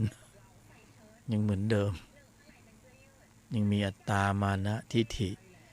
ยังมีความเห็นผิดเพ่งโทษยังมีข้อวัดปฏิบัติที่ฟุ่มเฟือยแปลกๆนะแปลกๆเพราะฉะนั้นมันก็เนิ่นช้าในความเนิ่นช้าก็สังขารเขาก็ไม่รอเรานี่เรามาเกิดเป็นมนุษย์ในชาตินี้เราผลิตกำลังของอริยะจิตได้ไม่เท่าไหร่หมดเวลาแล้วเนี่ยไปได้ไม่ใช่อริยะจิตไปได้ข้อมูลของนรกจิตเปรตจิตอสุรกายจิตสัตว์เดรัจฉานจิตได้ปริมาณข้อมูลเป็นกอบเป็นกรรมเอามาทำไมกายมนุษย์ทำได้มากกว่านั้นผลิตกำลังจิตที่มีองค์ประกอบด้วยกุศลนะเพิ่มเติมพอกพูนพละเพื่อความสมบูรณ์ถึงพร้อมตรงนี้ต่างหากสมประโยชน์ของการมีกายมนุษย์สมประโยชน์ของการมีกายมนุษย์ผลิตให้ได้กำลังของอริยจิตระดับนี้พอถึงจุดหนึ่งจิต ที่มีกำลังชั้นตนแล้วก็จิตที่มีกำลังชั้นตัวเขาจะเริ่มประลองกำลังกันจิตที่มีตัวประกอบด้วยอัตตาตัวกูอยู่เฉยๆไม่ต้องไปยุ่งไม่ต้องไปพยายามที่จะดับมีแต่เพิ่มเติมพอกพูนกำลังของพละให้ได้มากที่สุดเท่าที่จะมากได้เนี่ยด้วยอุบายวิธีอันแยบคายในกรอบของการควบคุมการแสดงออกกรอบของการควบคุมการแสดงออกจะเข้าไปในกรอบของอริยมรรคมีองค์8ภายในจะมีการลำดับขับเคลื่อนกำลังของจิตในระดับชั้นของโพธิปักขิยธรรม37เป็นเครื่องยนต์กลไกอยู่ข้างในและพละโตเร็วในกรอบของการกำหนดควบคุมการแสดงออกพอพละโตเร็วมีกำลังมากขึ้นจิตเขาจะจัดการกันเองไม่ใช่เราไม่ใช่อัตตาไม่ใช่ตัวกูที่จะต้องทำให้จิตที่มีตัวประกอบด้วยนิวรณ์โลภะโทสะโมหะอวิชชาต่างๆให้มันลดลงบรรเทาลงเบาบางลงให้มันหายไปให้มันหมดไปด้วยความพยายามแบบผู้ที่เกาไม่ถูกที่คันจิตเขาจะจัดการกันเองให้จิตเขาจัดการกันเองไม่ใช่อัตตาตัวกูที่มีหน้าที่ไปจัดการจิตคืออัตตาตัวกูเนี่ยไม่ชอบจิตชนิดนี้ตัวนี้ขึ้นมาไม่ชอบก็เลยพยายามที่จะจัดการเราต้องรู้ต้องเข้าใจว่าจิตที่ขึ้นมาอยู่ในใจชั้นตัวเนี่ยมีจิตอีกชนิดหนึ่ง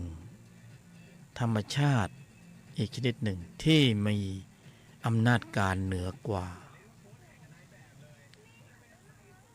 เมื่อจิตชนิดนั้นปรากฏจิตชั้นตัวมันก็เพ่นแนบไปเองโดยที่ไม่ต้องไปขับไล่ไม่ต้องไปออกแรงเหมือนแสงสว่างปรากฏสักครั้งหนึ่งไหมที่เราบอกว่าแสงสว่างจงไปทำลายความมืดให้เราหน่อยไม่มีเลยสักครั้งหนึ่งก็ไม่มีเมื่อแสงสว่างปรากฏความมืดก็อันตรธานหายไปเมื่อจิตที่มีตนประกอบด้วยศรัทธาความเพียรสติสมาธิปัญญาพระปรากฏเกิดขึ้นในใจของเราปรากฏเกิดขึ้นในใจของเราเป็นผล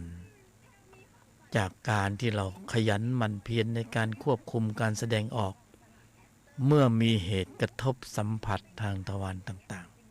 ๆพระได้โตขึ้นแล้วกำเนิดกำลังขึ้นแล้วจึงเป็นที่มา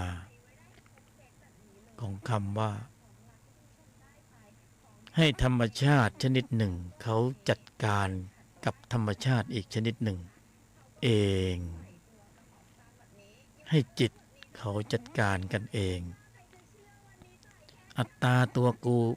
อย่าไปยุ่งเพราะยุ่งแล้วมันจะยุ่งเหยิงเพราะมันจะหลงทางเข้าไปในทางของอัตตาอีกมันจะมองว่านี่คืออัตตาตัวกู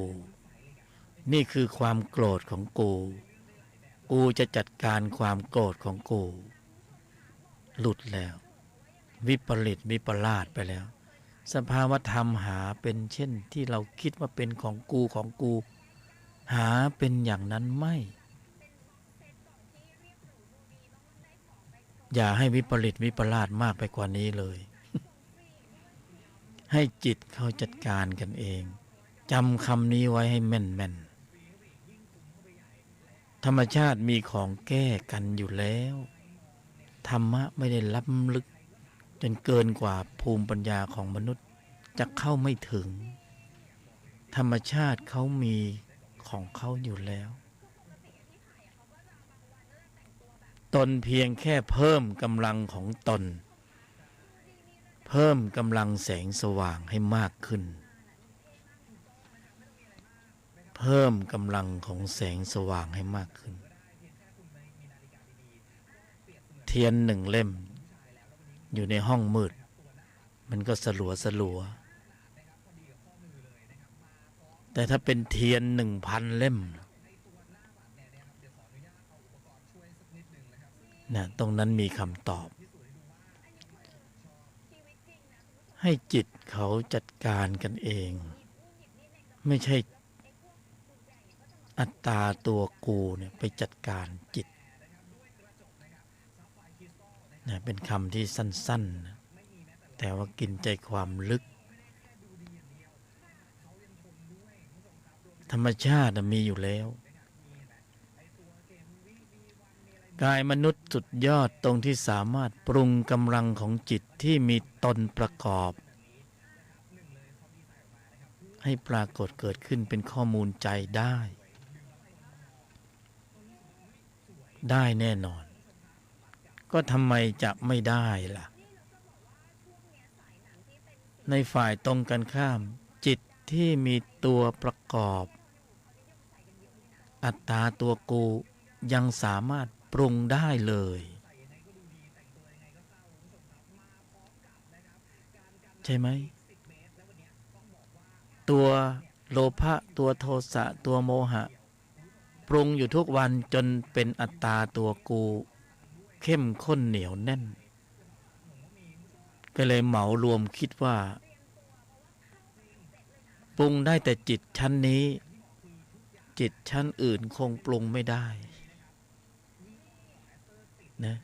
เวลาจะนั่งสมาธิจะสมถะวิปัสสนาก็ยังเอาจิตที่มีตัวประกอบด้วยอัตตาตัวกูใส่เข้าไปอีก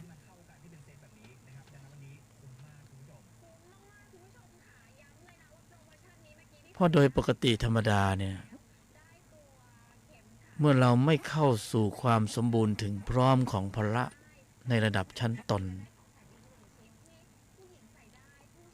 เราก็ไม่รู้หรอกเพราะเราอยู่ในจิตที่มีตัวประกอบในระดับชั้นตัวเพี้ยนวิปลาสยึดมั่นถือมั่นสภาวธรรมซึ่งเป็นสภาวะของธรรมชาติว่าเป็นอัตตาตัวกูเพี้ยนนะอย่างนี้เพี้ยนแล้วนะ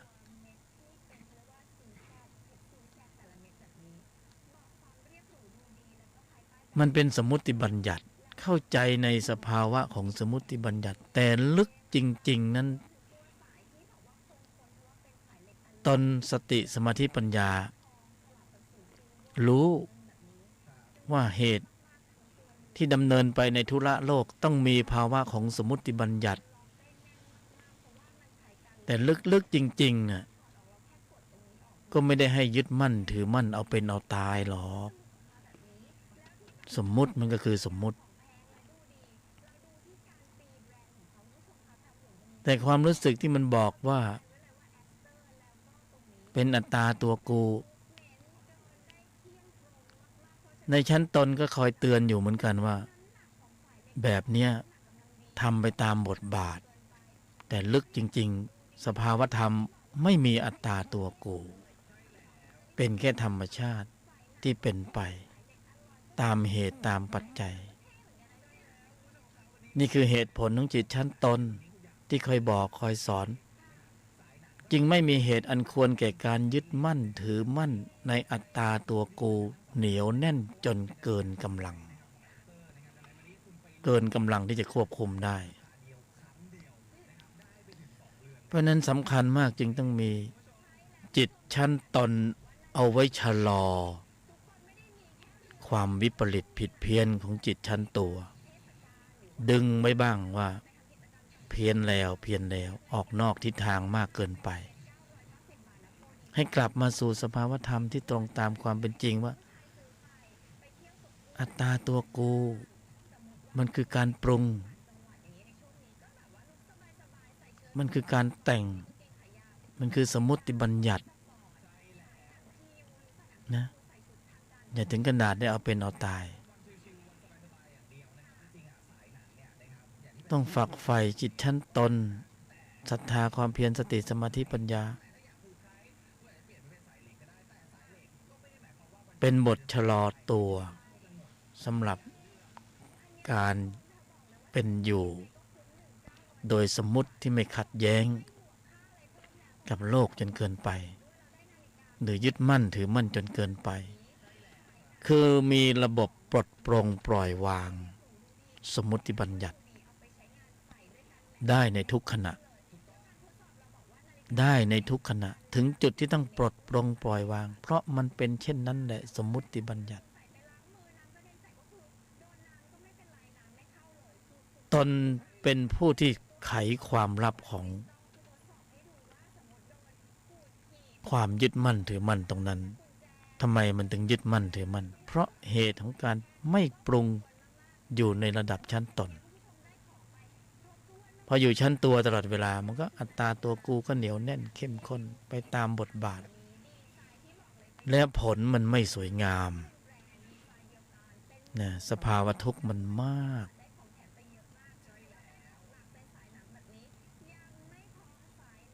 จึงมีระบบของธรรมชาติในการปรับระดับของใจให้อยู่ในภาวะที่ปล่อยวางว่างได้ไม่ใช่ยึดมั่นถือมั่นในจิตชั้นเดิมตลอดเวลาดังนั้นความสำคัญที่ไม่เฉพาะแค่จิตชั้นตัวนั้นมีจิตชั้นตนอยู่ซึ่งธรรมชาติได้ให้มาแล้ว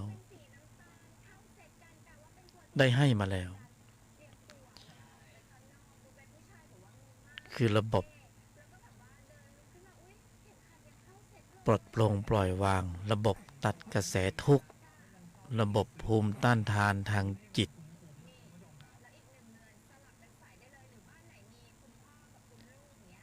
เนี่ยกลับมาสู่ทางหลัก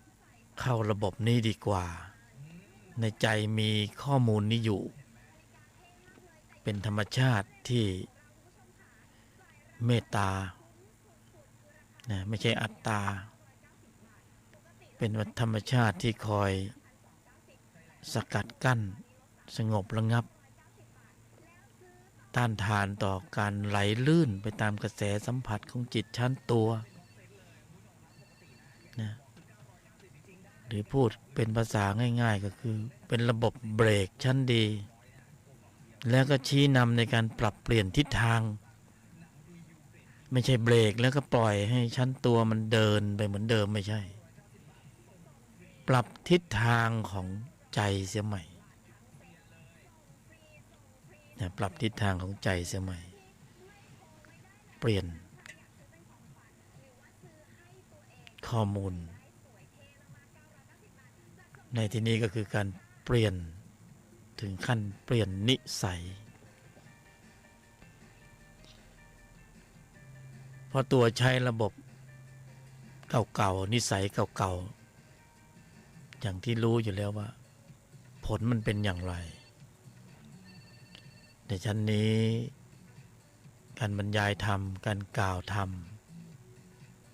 เป็นข้อมูลของจิตชั้นตน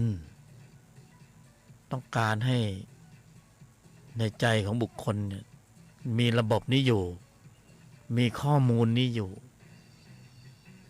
นะให้เพิ่มเติมพอกพูนปริมาณข้อมูลจิตในชั้นตนจึงจะปลอดภัยในการที่จะให้ข้อมูลจิตชั้นตนมีปรากฏเกิดขึ้นมากกำเนิดกำลังของพละมากก็มีหลากหลายวิธีที่เรา เจริญอบรมศึกษาปฏิบัติแต่ว่ามาในชั้นนี้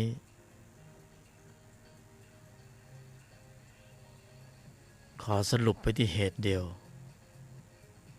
ก็คือการควบคุมระบบแสดงออก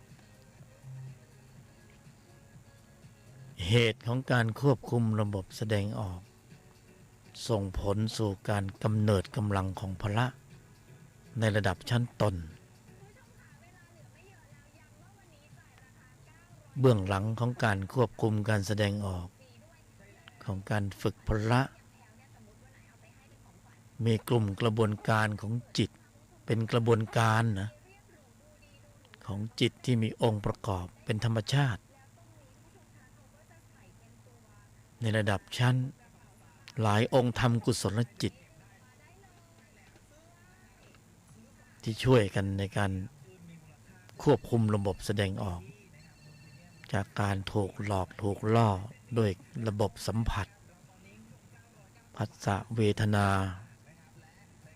เนี่ยมันก็จะเข้าสู่ทางจิตเดิมตัณหาอุปทานแต่ในชั้นนี้ผัสสะเวทนาก็เป็นเรื่องปกติแต่ข้างในเขาใช้ระบบขับเคลื่อนกำลังของสติสมาธิปัญญาพละเป็นข้อมูลในการผลักดันการแสดงออกจิตเดิมชั้นตัวเนี่ยผัสสะเวทนาแล้วก็ใช้ข้อมูลจิตที่มีตัวประกอบในตัณหาอุปทานเป็นขุมพลังในการผลักดันการแสดงออกในชั้นตนก็ผัสสะเวทนาเหมือนกันแต่ใช้กำลังขับของจิตที่มีตนประกอบเป็นขุมพลังในการขับเคลื่อนการแสดงออกการแสดงออกจึงเกิดเป็นสัมมาสังกัปปะสัมมากัมมันตะสัมมาวาจาสัมมาอาชีวะเมื่อกำลังขับชั้นตนนี้มีกำลังขับปริมาณมากขึ้นก็ทำให้พละมีกำลังแข็งแกร่งแข็งแรงมากขึ้นพละมีกำลังมากขึ้นจิตก็บันทึกข้อมูลนิสัยก็เปลี่ยนนิสัยเริ่มเปลี่ยนคือการเปลี่ยนนิสัยข้อมูลจิตภายในเป็นอีกชั้นหนึ่งไม่ใช่ชั้นเดิมนี่ก็เป็นปัญญาเล็กๆที่อธิบายความว่ากลไกทั้งหมดนี้เกิดขึ้นในใจของบุคคล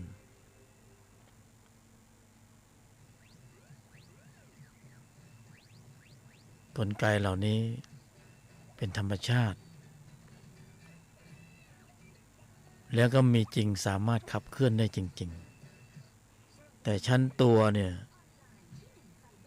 มันมาจากความเคยชินมันก็เลยส่งเสริมให้เข้าระบบเดิมหมด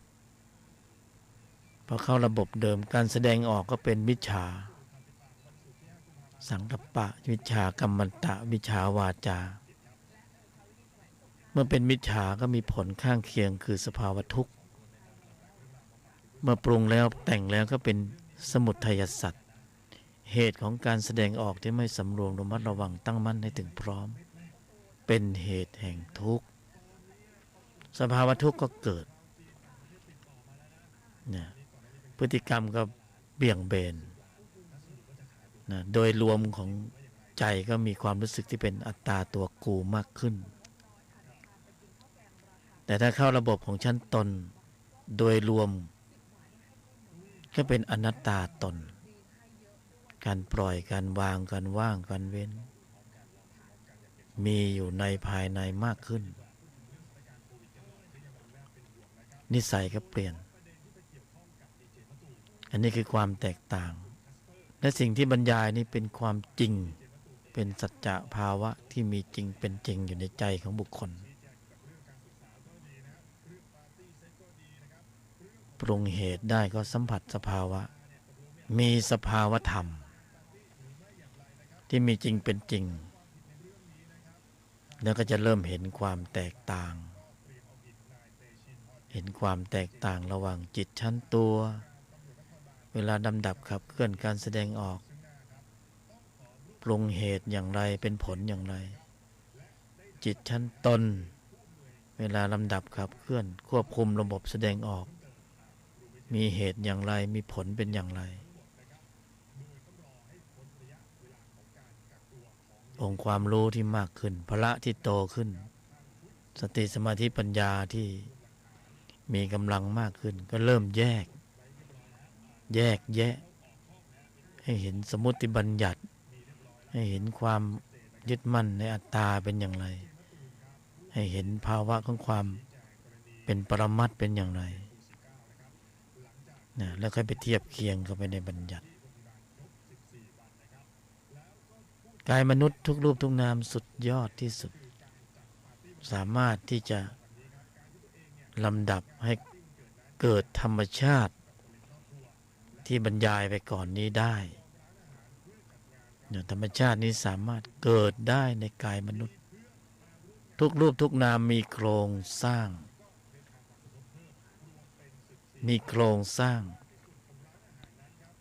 ออกแบบมาเพื่อทำนี้โดยเฉพาะคือกายมนุษย์ดังนั้นก็ถึงจุดหนึ่งนะยังใช้ได้อยู่คำที่ว่าให้จิตเขาจัดการกันเองไม่ใช่เราไม่ใช่กูไม่ใช่อัตตาตนเพียงแค่สร้างสรรค์อุบายวิธีโดยแยบคายให้จิตชั้นตนนี้กำเนิดกำลังในกรอบของการควบคุมการแสดงออกแนวผลิตกำลังของพละได้เพราะนั้นเป้าหมายเนี่ยไม่ว่าเราจะยืนเดินนั่งนอนทำภารกิจในสมมุติโลกธุระโลกขนาดไหนอย่างไรเราต้องไม่ลืมเราต้องไม่ปล่อยโอกาสอันงดงามนี้ผ่านไปเราต้องไม่ลืมต้องไม่ปล่อยโอกาสอันงดงามของการมีกายมนุษย์นี้ให้ผ่านไปโดยการที่เราเพิกเฉยแล้วไม่ได้ปรุงธุลธรรมในภายในไม่ได้ปรุงธุลธรรมในภายในให้กำเนิดกำลังให้เกิดนิสัยเราจะเสียโอกาสอันยิ่งใหญ่ในชีวิตของการเกิดมาเป็นมนุษย์ในครั้งนี้เราจะเสียโอกาสมากถ้าเราไม่ได้ปรุงธรรมในชั้นที่การพอกพูนเพิ่มเติมกำลังของพละในชั้นของการควบคุมระบบแสดงออกเพราะว่าถ้าตนทั้งหลายไม่ได้ปรุงอย่างนี้จะไม่มีกำลังของจิตที่มีตนประกอบเกิดขึ้นในใจเลย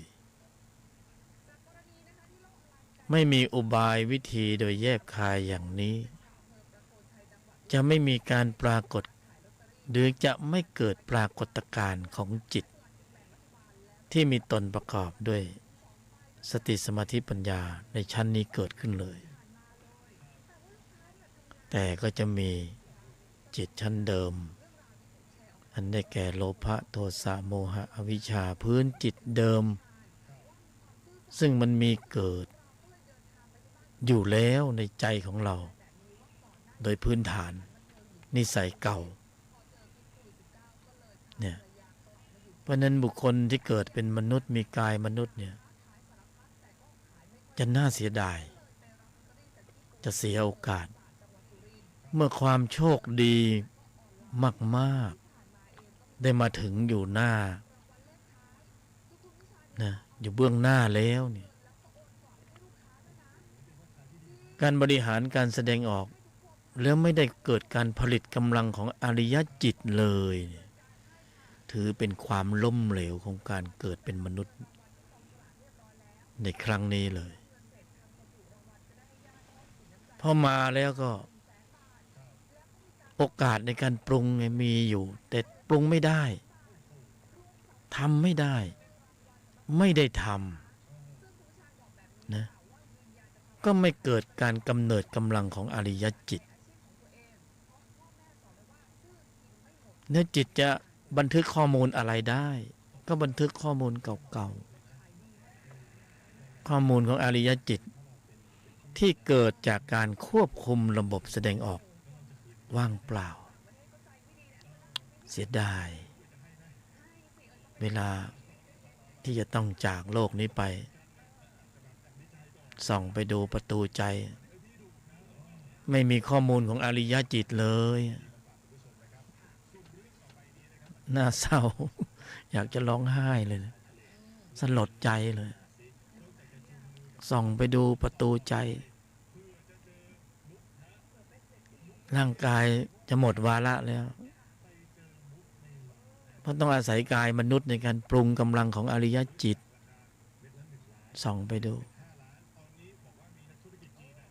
ส่องแล้วส่องอีก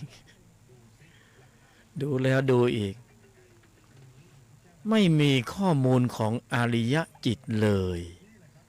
ในการเกิดเป็นมนุษย์ครั้งนี้ไม่รู้ไปปรุงอะไรเนี่ยอะไรดำๆอะไรเข้มข้นอยู่ตรงนั้นน่ะอะไรมืดๆโอโทสะจิตโลภะจิตนรกจิตเปรตจิตแย่แล้วนะพูดแล้วขนลุกจิตที่เห็นอยู่ในใจนั้นปริมาณข้อมูลความเข้มข้นก็นึกว่าเป็นอริยจิตไม่ใช่นรกจิตเปรตจิตอสุรกายจิตสัตว์เดรัจฉานจิตไปทำมีท่าไหนไปปรุงจิตพวกนี้ขึ้นมาเป็นปริมาณข้อมูลเข้มข้นอยู่ในใจอุทานออกมาเลยตายแล้วนะ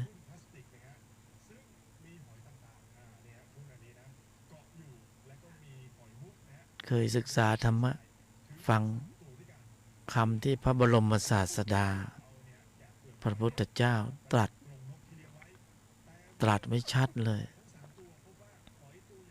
สัตว์โลกเป็นส่วนมากเวลาจะตายจากโลกนี้ไปแล้วโดยส่วนมาก 99.99% ไปอบายภูมิ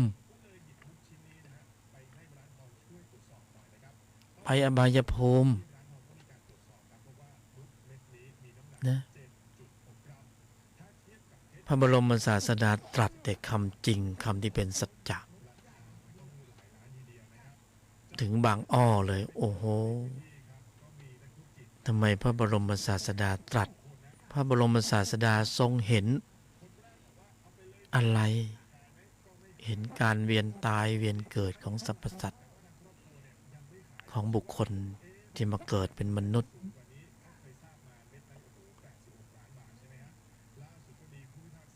เมื่อต้องจากโลกมนุษย์นี้ไปมีการมาแล้วก็ต้องมีการไปมาจากไหนไม่รู้และจะไปไหนแต่พระพุทธองค์ทรงเห็นตรัสเป็นสัจจะส่วนมากไปอบายภูมิน่าหวาดเสียวนะไม่ใช่ทำเป็นเล่นก็ส่องไปดูประตูใจเปิดเข้าไปดูในใจมีแต่ปริมาณข้อมูลจิตที่มีตัวประกอบตายแล้ว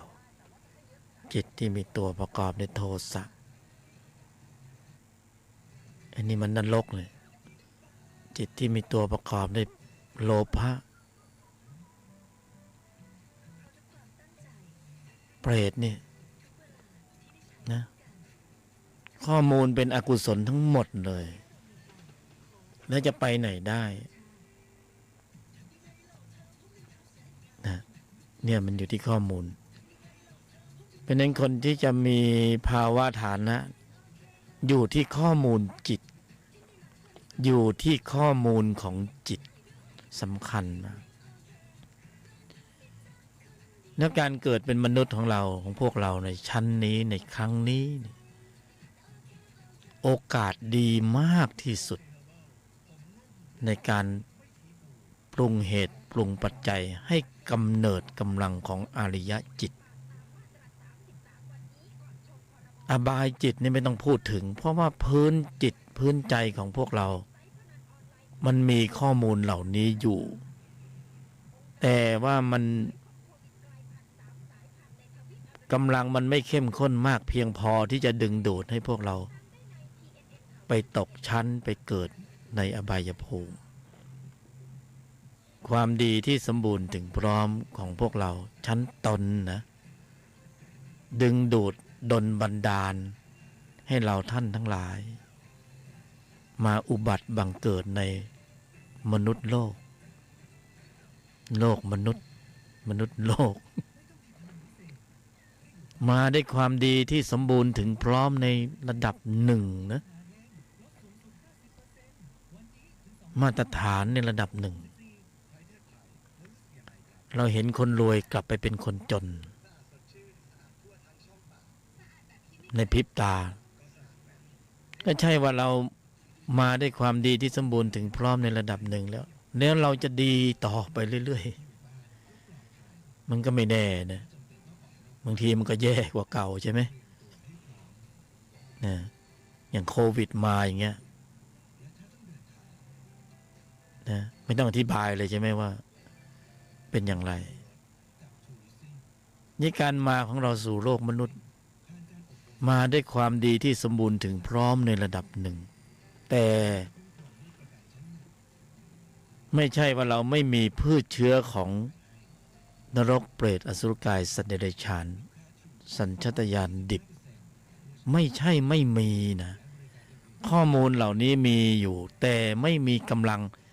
แรงดึงดูดให้เราตกชั้นไปเกิดตรงนั้นในชั้นนี้วันนี้ขณะนี้เรามาเกิดเป็นมนุษย์นะนายแน่มากนางแน่มากถึงได้มาแต่อย่าให้ตกชั้นไปกว่านี้ใช่ไหมเพื่อความไม่ประมาทใช่ไหมพระบรมศาสดาตรัสเตือนเวนยสัตว์ยังกุศลนี้ถึงพร้อมจงตั้งมั่นอยู่ในความไม่ประมาททั้งปวงพูดแล้วขนลุกนะเนี่ยพูดแล้วขนลุกหนาวประมาทแล้วตกชั้นนะจะทำเป็นเล่นนะเราต้องเร่งทำความเพียร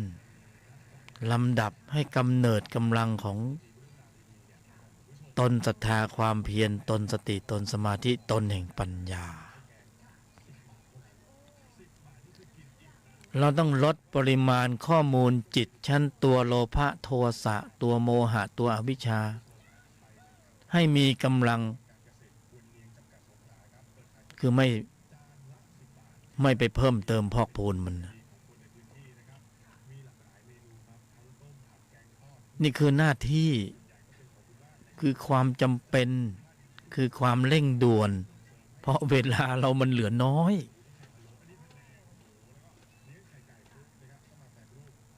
ถึงแม้จะมีอายุเป็นหมื่นปีก็ปล่อยผ่านไปไม่ได้เป็นวาระแห่งชีวิตของการเกิดเป็นมนุษย์แล้วเกิดมาทำไมถ้าไม่เพื่อการนี้ไม่เพื่อการพอกพูนกำลังของพละเนี่ย เพราะกายมนุษย์เนี่ยผลิตกำลังของอริยจิตได้ต้องอาศัยกายมนุษย์ในการลำดับตนเข้าสู่แนวทางของอริยมรรคมีองค์8กำหนดควบคุมการแสดงออกแล้วกำเนิดกำลังของอริยจิตถ้าส่องรู้ดูเข้าไปในประตูใจแล้วเราไม่มีอริยจิตเลยเนี่ยมันหวาดเสียวนะตกชั้นไปเป็นอยู่ในอบาย เพื่อความไม่ประมาทอุ่นใจตนไว้ก่อนเอาไหมก็ต้องทำไงกำหนดควบคุมการแสดงออกแล้วกำเนิดอริยจิตในชีวิตประจำวันแล้วเราปฏิบัติอะไรล่ะได้อริยจิตไหมหรือจะเอาจิตพละในระดับชั้นของสมถะเอาแค่นั้นเหรอไหวเหรอ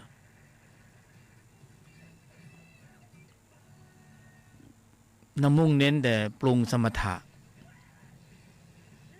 กำเนิดกำลังของพละในระดับสมถะ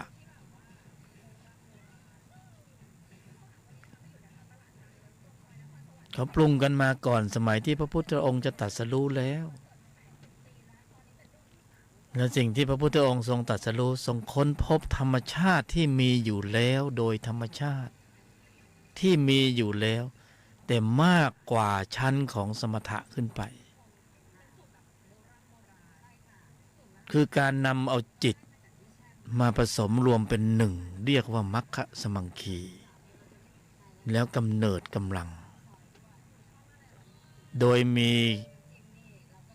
อุบายวิธีในการควบคุมระบบแสดงออกเป็นประเด็นเป็นอุบาย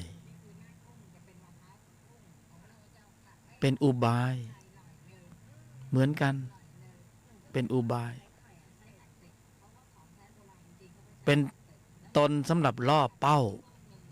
เพื่อ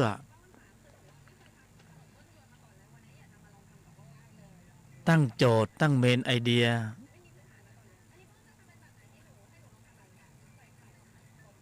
ให้กำลังของจิตที่มีองค์ประกอบด้วยกุศลในระดับชั้นของ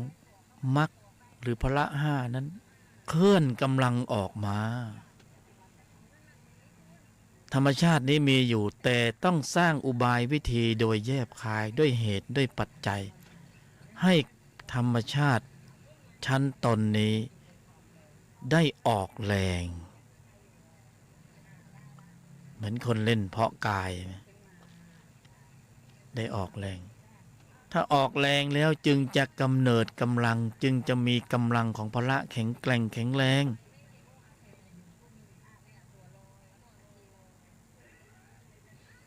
พละที่ฝึกในระดับของสมถะนั้นยังไม่อาจจะไว้วางใจได้เวลาเรานั่งสมาธิเราวิตกวิจารปีติสุขเอกคตาเรานึกคิดตึกตรองประคองให้อยู่ในคำบริกรรมภาวนากำเนิดพละขึ้นมาเหมือนกันแต่พละระดับนั้นยังไม่อาจไว้วางใจได้คือได้ฌานก็วิตกวิจารปีติสุขเอกคตาก็เพลินอยู่ตรงนั้น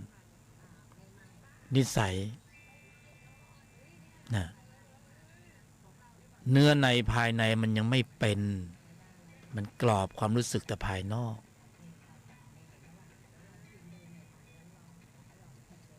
แต่พอเข้าสู่กระบวนการของอริยมรรคมีองค์8พละทำงานหนักมากกว่าเก่าเปรียบเทียบก็เห็นภาพเพราะสมถะกรรมฐานเรากำหนดบริกรรมภาวนา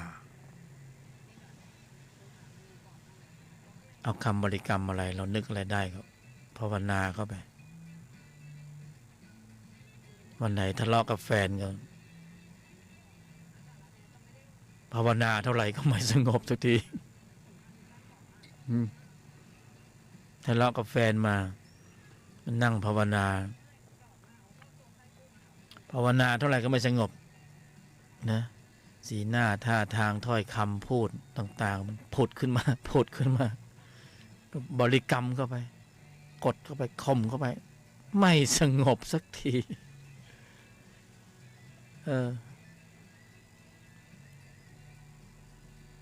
กำลังมันไม่พอ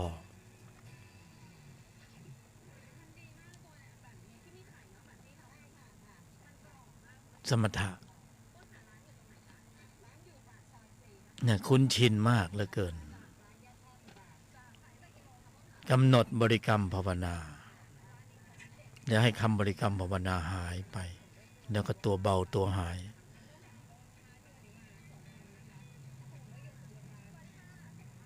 ชั้นตัวแต่พอถึงชั้นตนกำหนดหมายสัจจะดูสิโครงสร้างเยอะกว่ากำหนดหมายบริกรรมภาวนาใช่ไหมคนละเรื่องเลยกำหนดหมายสัจจะเพื่อควบคุมการแสดงออกนะขณะก่อนสัมผัสขณะสัมผัสภายหลังจากสัมผัสนะอริยมรรคมีองค์8อริยมรรคเป็นธรรมที่ต้องกำหนดเจริญควบคุมการแสดงออกก่อนสัมผัสขณะสัมผัสภายหลังสัมผัสดูองค์ประกอบซับซ้อนกว่าเยอะนะมากกว่ากำหนดภาวนาใช่ไหมกำหนดภาวนาก็ต้องนั่งอยู่กับที่เดินกำหนดบริกรรมแต่กำหนดควบคุมการแสดงออกกำหนดเจริญกำหนดก็1 คำกำหนดสัจจะเจริญก็อีก1 คำควบคุมก็อีก1 คำการแสดงออกดูสิโครงสร้างเขาต่างกันนะอย่างกับฟ้ากับเหวผลก็คนละเรื่องเลยใช่ไหมพละก็ได้เหมือนกันแต่ได้แตกต่างกันนะเพราะกลไกของการกำหนดเจริญควบคุมการแสดงออกซับซ้อนกว่าเมื่อซับซ้อนกว่าก็ยากกว่านะแสดงว่าผลต้องดีกว่าเด็ดขาดกว่าเพราะนั้นพละในระดับชั้นของสมถะกับพละในระดับชั้นของการกำหนดควบคุมการแสดงออกจึงแตกต่างกันพละในระดับชั้นการกำหนดควบคุมการแสดงออกเข้มข้นกว่าผลแน่นอนกว่าถึงขั้นปลดอัตตาตัวกูสมถะนี่บางทียังมีความรู้สึกว่ากูนั่งกูสงบกูเพลินกูไม่ได้ปลดข้างในปลดแต่ข้างนอกนี่กลไกก็ซับซ้อนกว่าก็ผลก็แตกต่างกัน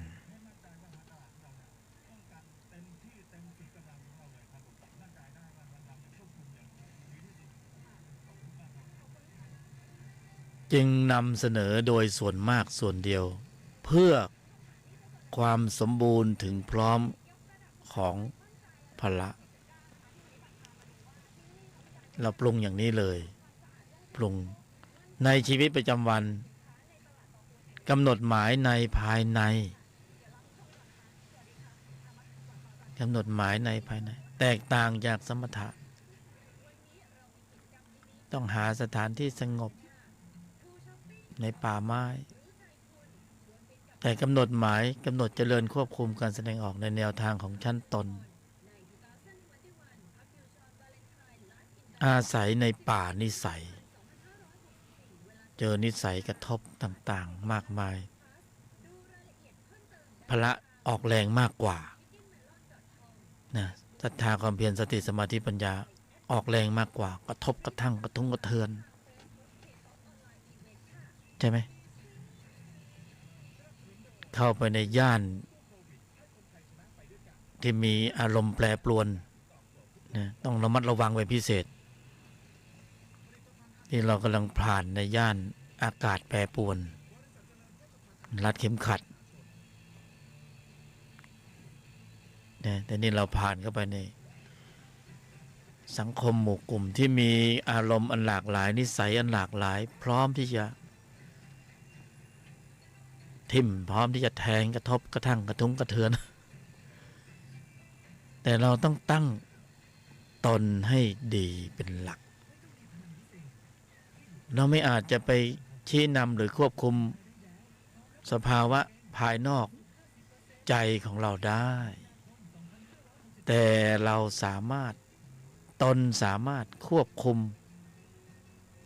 ในภายในไม่ให้วืบไปกับกระแสสัมผัสนั้นได้เมื่อไม่วืบไปตามกระแสสัมผัสนั้นคืออะไรคือการทำหน้าที่ของพละห้าอินทรีย์ห้านะสติปัฏฐานสี่มรรคมีองค์8โพชฌงค์7อยู่ในนี้หมดอยู่ในหนึ่งขณะจิตในองค์คณะเดียวกันอยู่ในน้ำต้มยำช้อนเดียวแต่รสชาติอันหลากหลายเมื่อปรุงเสร็จแล้วนะอยู่ในนี้หมดเลยกลมกล่อมนะที่ฝรั่งก็ชอบกินต้มยำกุ้งของประเทศไทยปรุงแล้วแต่งแล้วอยู่ในนี้หมดแล้วบ่อยๆมากๆเนืองๆจนเป็นนิสัยพวกเราคิดว่านิสัยจะเปลี่ยนไหมเพราะต้องการทำนิสัยต้องเปลี่ยนนิสัยเพราะนิสัยเก่าๆเป็นยังไงนิสัยเก่าๆนิสัยดั้งเดิมนิสัยขี้โกรธขี้โลภมักโกรธมักโลภเป็นยังไง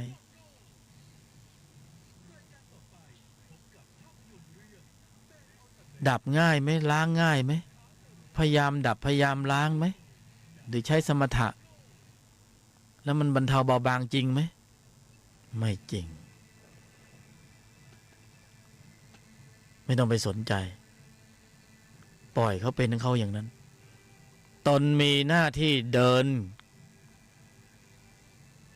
สร้างทำปฏิบัติในเชิงลุกเพิ่มเติมพอกพูนกำลังของพละแต่เพียงถ่ายเดียวเมื่อพละโตมีกำลังมากขึ้นแล้วจะกิเลสระดับไหนเมื่อแสงสว่างปรากฏอลังการแล้วเนี่ยความมืดระดับไหน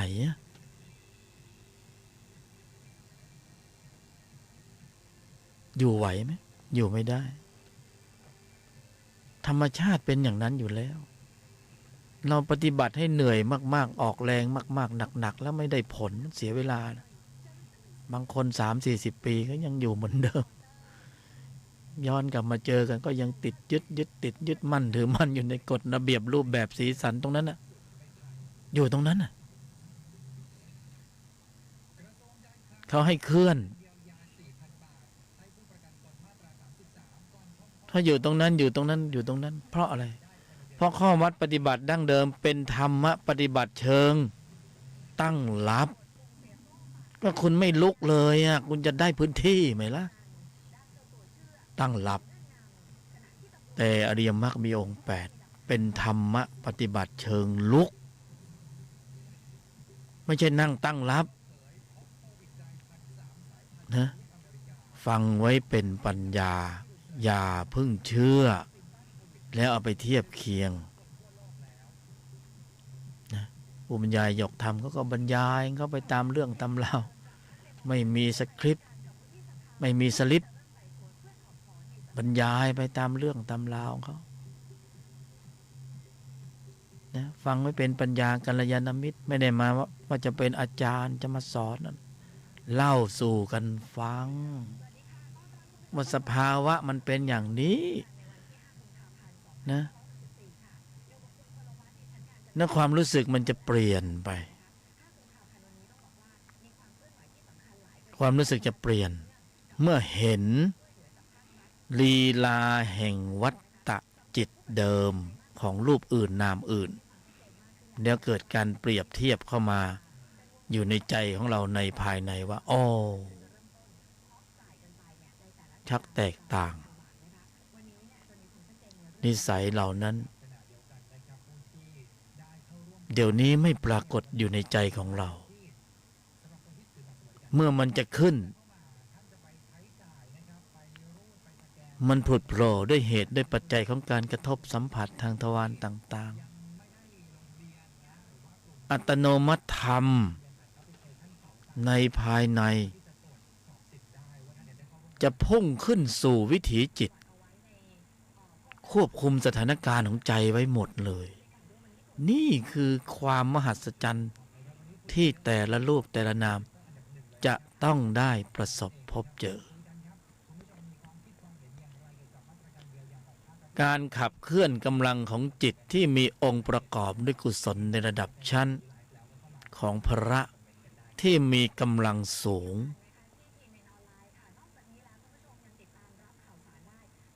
ไม่ใช่มีคำตามที่จิตชั้นตัวที่เขาอุทานออกมา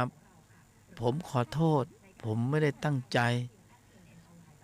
ผมหลงลืมสติมันเป็นอารมณ์ชั่ววูบแล้วมันพุ่งขึ้นสู่วิถีจิตผมก็ไม่รู้ผมจึงใช้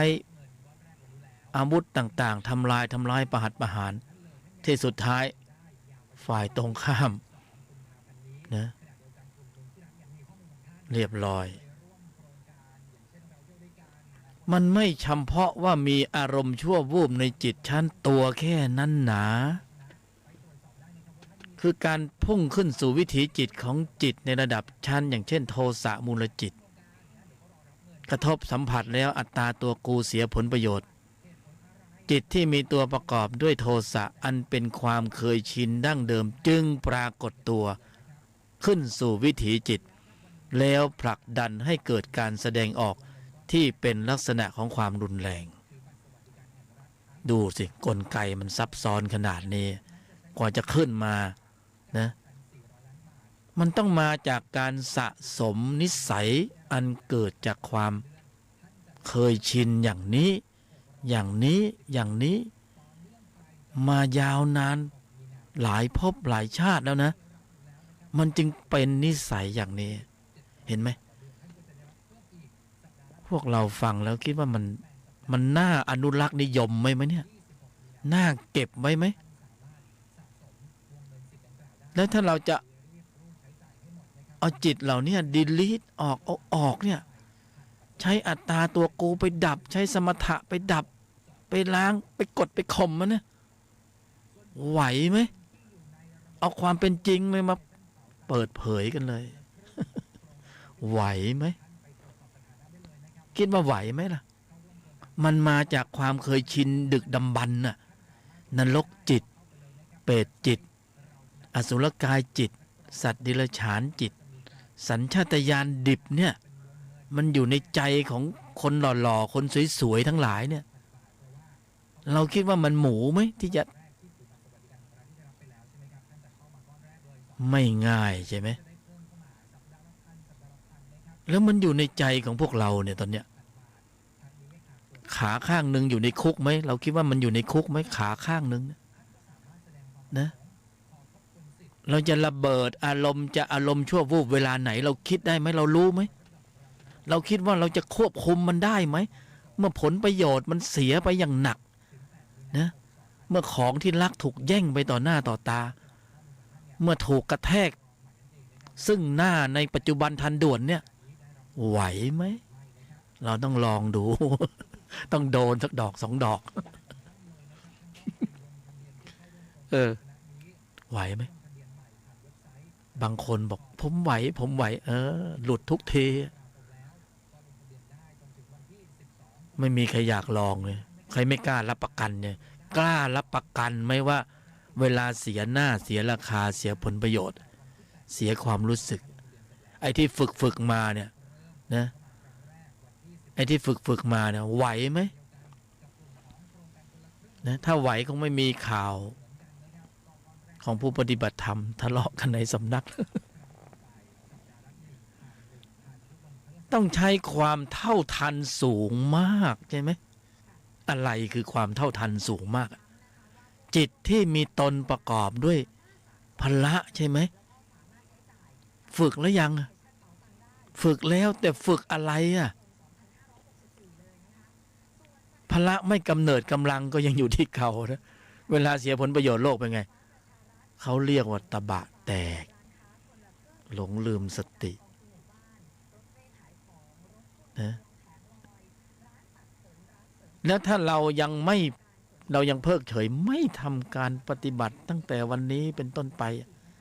ผลมันจะเป็นอย่างไรนี่เราเปิดสื่อขึ้นมาเราจะเห็นทุกวันใช่ไหมเป็นผลงานของจิตที่มีตัวประกอบด้วยความโกรธความโลภความหลงนะโกรธคือผลักไสออกนอกตัวโลภก็ดึงก็หาตัวหลงก็ไม่รู้ไม่ชี้มึนไปหมดไม่รู้อะไรเป็นอะไร เอวัง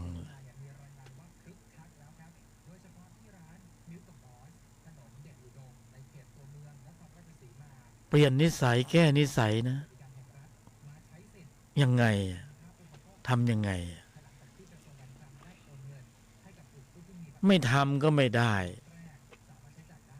ไม่มีประตูออกแล้วต้อง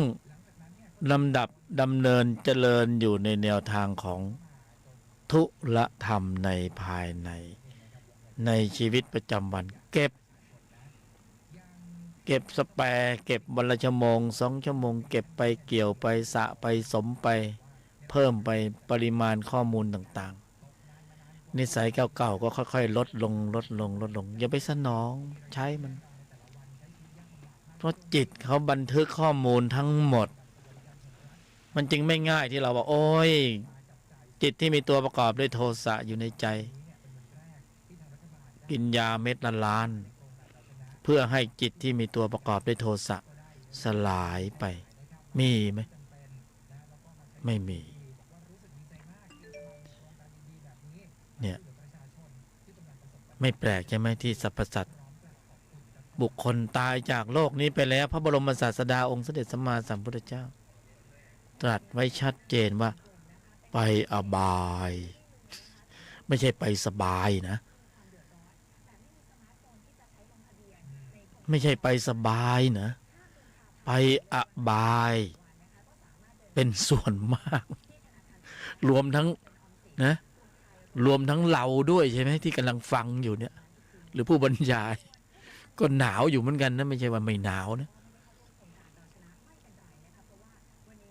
เพราะเราไม่มีญาณอย่างรู้ก็ไปดูว่าข้อมูลใจตัวไหนยังมีความเข้มข้นอยู่ใช่ไหมเพื่อความไม่ประมาทเราก็เข้าข่ายของธรรมะก่อนดีกว่านะไปอบายนะไม่ใช่ไปสบายนะไปด้วยข้อมูลจิตของการสะสมมาแล้วในอดีตภพชาติซึ่งจิตเก็บสะสมข้อมูลเหล่านี้ไว้รอเวลาเช็คบินก็คือหนี้สินมูลเดิมของการแสดงออกที่ไม่สำรวมระมัดระวังตั้งมั่นให้ถึงพร้อมในอดีตแล้วกระทำกรรมแล้วปรากฏเป็นผลแล้วจิตเก็บสะสมข้อมูลรอเช็คบินอยู่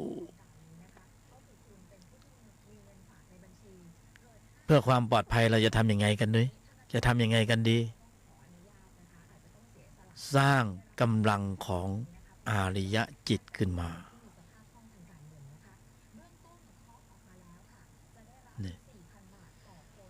สร้างกำลังของอาริยจิตขึ้นมาด้วยการ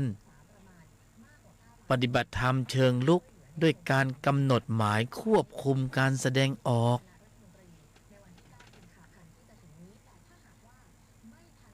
แล้วจะกำเนิดกำลังของอริยจิตขึ้นมาด้วยการปฏิบัติตามสูตรสำเร็จเคล็ดวิชาที่ไม่ลับ4 ยอ เราไม่มีเวลามากไปกว่านี้ที่จะต้อง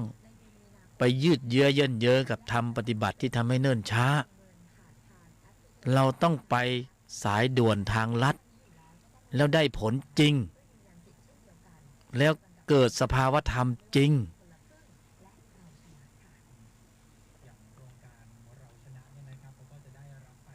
ทางรายการก็นำเสนอ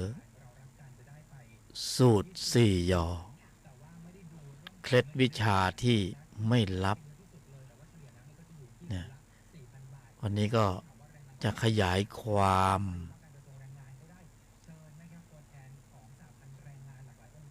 ให้พวกเราได้ทำความเข้าใจโดยพื้นฐานคือแบ่งปันด้วยกัลยาณมิตรนะแบ่งปันกัน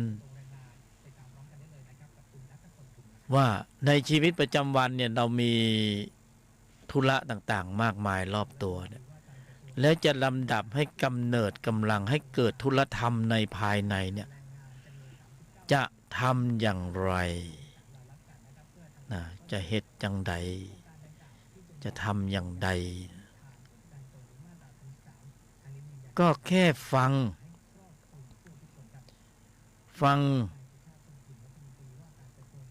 นะเจริญปัญญาอย่างฟังเนี่ยฟังทุกวันนี่ก็อ๋อแล้วฟังทุกวันวันไหนเบื่อก็ไม่ต้องฟังวันไหนเกิดระลึกถึงก็ฟังแค่ฟังนะสัจจะภาวะธรรมสภาวะสัจจะธรรมเที่ยงเนี่ยแค่ฟังนี่ก็ได้ผลแล้วถ้าเอาไปปฏิบัติอีกล่ะมีอุบายวิธีมากมายตามสำนักธรรมต่างๆในโลกนี้และนี่ก็เป็นแขนงเล็กๆหนึ่งในการนำเสนอเพื่อให้ผู้ปฏิบัติที่ไม่ค่อยมีเวลาไปอยู่ในป่าไม้ต้องมีธุระโลกเพราะฉะนั้นเพื่อให้สอดคล้องกับชีวิตประจำวันเอาธุลธรรมไปปฏิบัติเพราะว่าเป็นธุลธรรมในภายในนะปฏิบัติได้ในชีวิตประจำวัน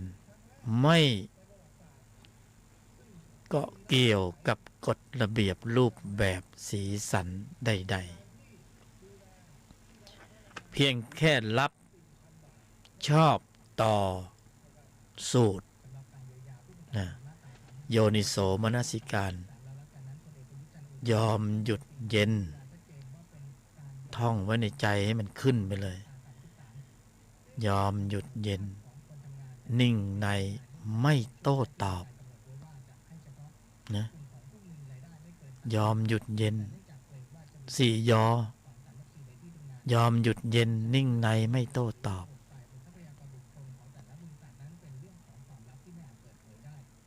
นะนิ่งในไม่โต้ตอบยอมหยุดเย็นโยนิโสมนสิการ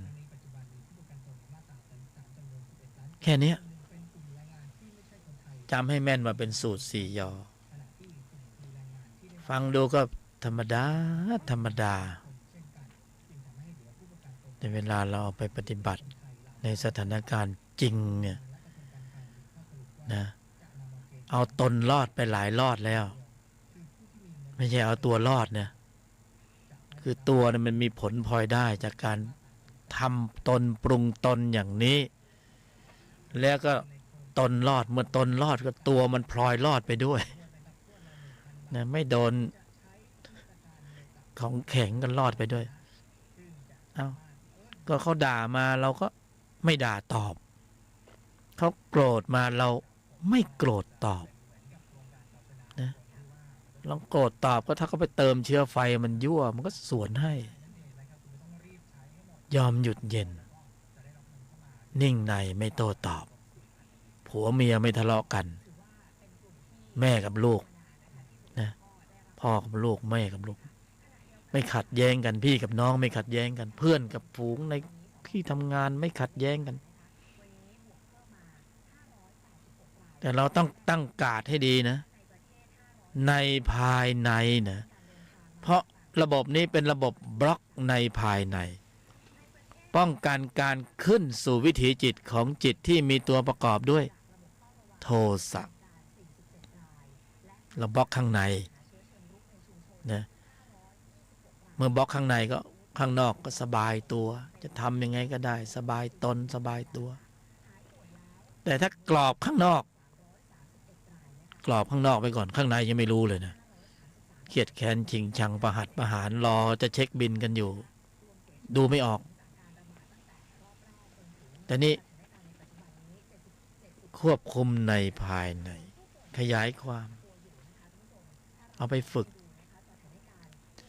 เอาไปปฏิบัติในชีวิตประจำวันแล้วก็จะกำเนิดกำลังของพละขึ้นมาเองพอถึงผลชั่วโมงครบนะตนศรัทธาความเพียรสติสมาธิปัญญาจะออกมาบอกเองว่าความไม่ธรรมดามีจริงสติสมาธิปัญญาเริ่มแข็งแกร่งแข็งแรงแหลมคมเท่าทันรอบรู้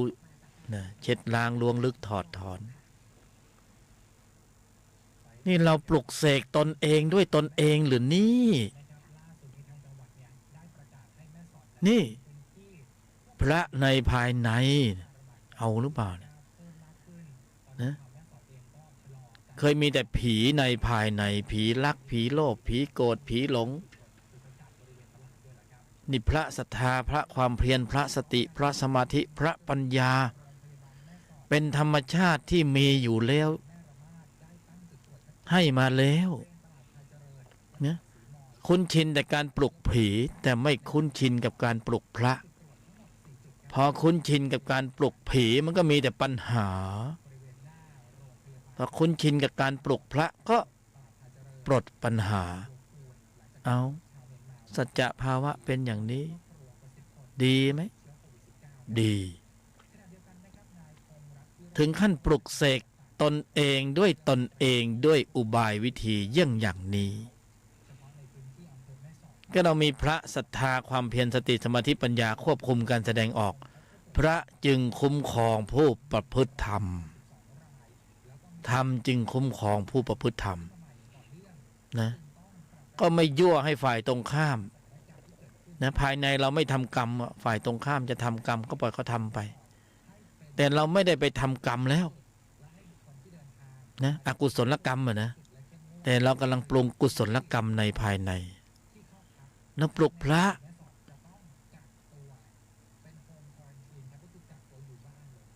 ด้วยอุบายวิธีโดยแยบคายด้วยการใช้สูตรในการปลุกเสกพระในภายในผู้บรรยายยกธรรมไม่จำเป็นต้องมาวาทศิลป์นะไม่จำเป็นมีเวลามากนักหรือมาวาทศิลป์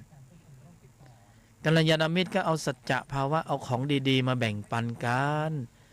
ระหว่างเส้นทางการแสวงหานะมันก็ไม่ใช่ว่าปี2 ปีเหมือนกันนะ30-40 ปีมันก็โอ้โหไม่ง่ายนะที่จะได้เหตุผลภูมิปัญญาธรรมอย่างนี้เล่าสู่กันฟังสภาวะล้วนๆนะมีเวลามากเลยกายมนุษย์เนี่ยเราต้องเร่งแล้วนะ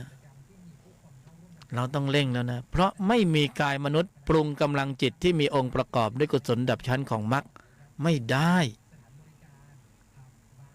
ต้องอาศัยกายมนุษย์เป็นเครื่องมือเมื่อมีกำลังของจิตที่มีองค์ประกอบด้วยกุศลระดับชั้นของมรรคเป็นปริมาณข้อมูลจิตเราจึงสามารถที่จะแหวกวงล้อแห่งวัฏสงสารออกไปได้เราจึงปิดเกมของวัฏนี้ได้นะเราจึงออกจากระบบนะออกจากระบบตอนนี้อยู่ในระบบนะระบบรักโลภโกรธหลงเพลินเหลือเกิน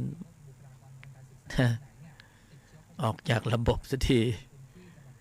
ขืนอยู่ต่อนี่ไม่วันใดก็วันหนึ่งนะเพราะนั้นการปรากฏของอริยะ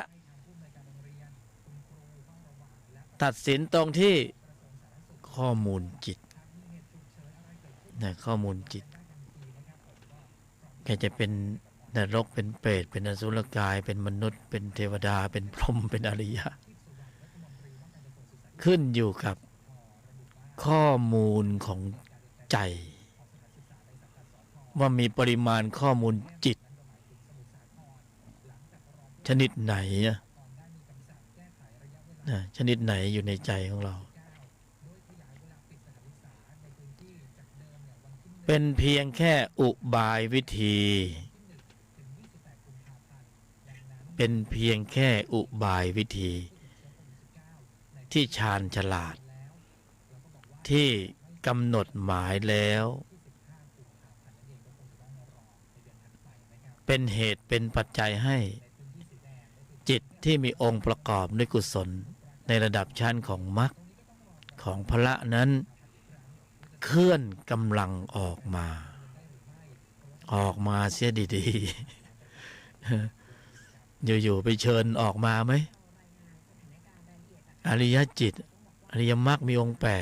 8องค์ประกอบของจิตที่มีองค์ประกอบด้วยกุศลระดับชั้นนี้ถ้าไม่มีอุบายวิธีโดยแยบคายเนี่ยออกไหมไม่ออกเมื่อจิตชั้นนี้ไม่ออกชั้นไหนออก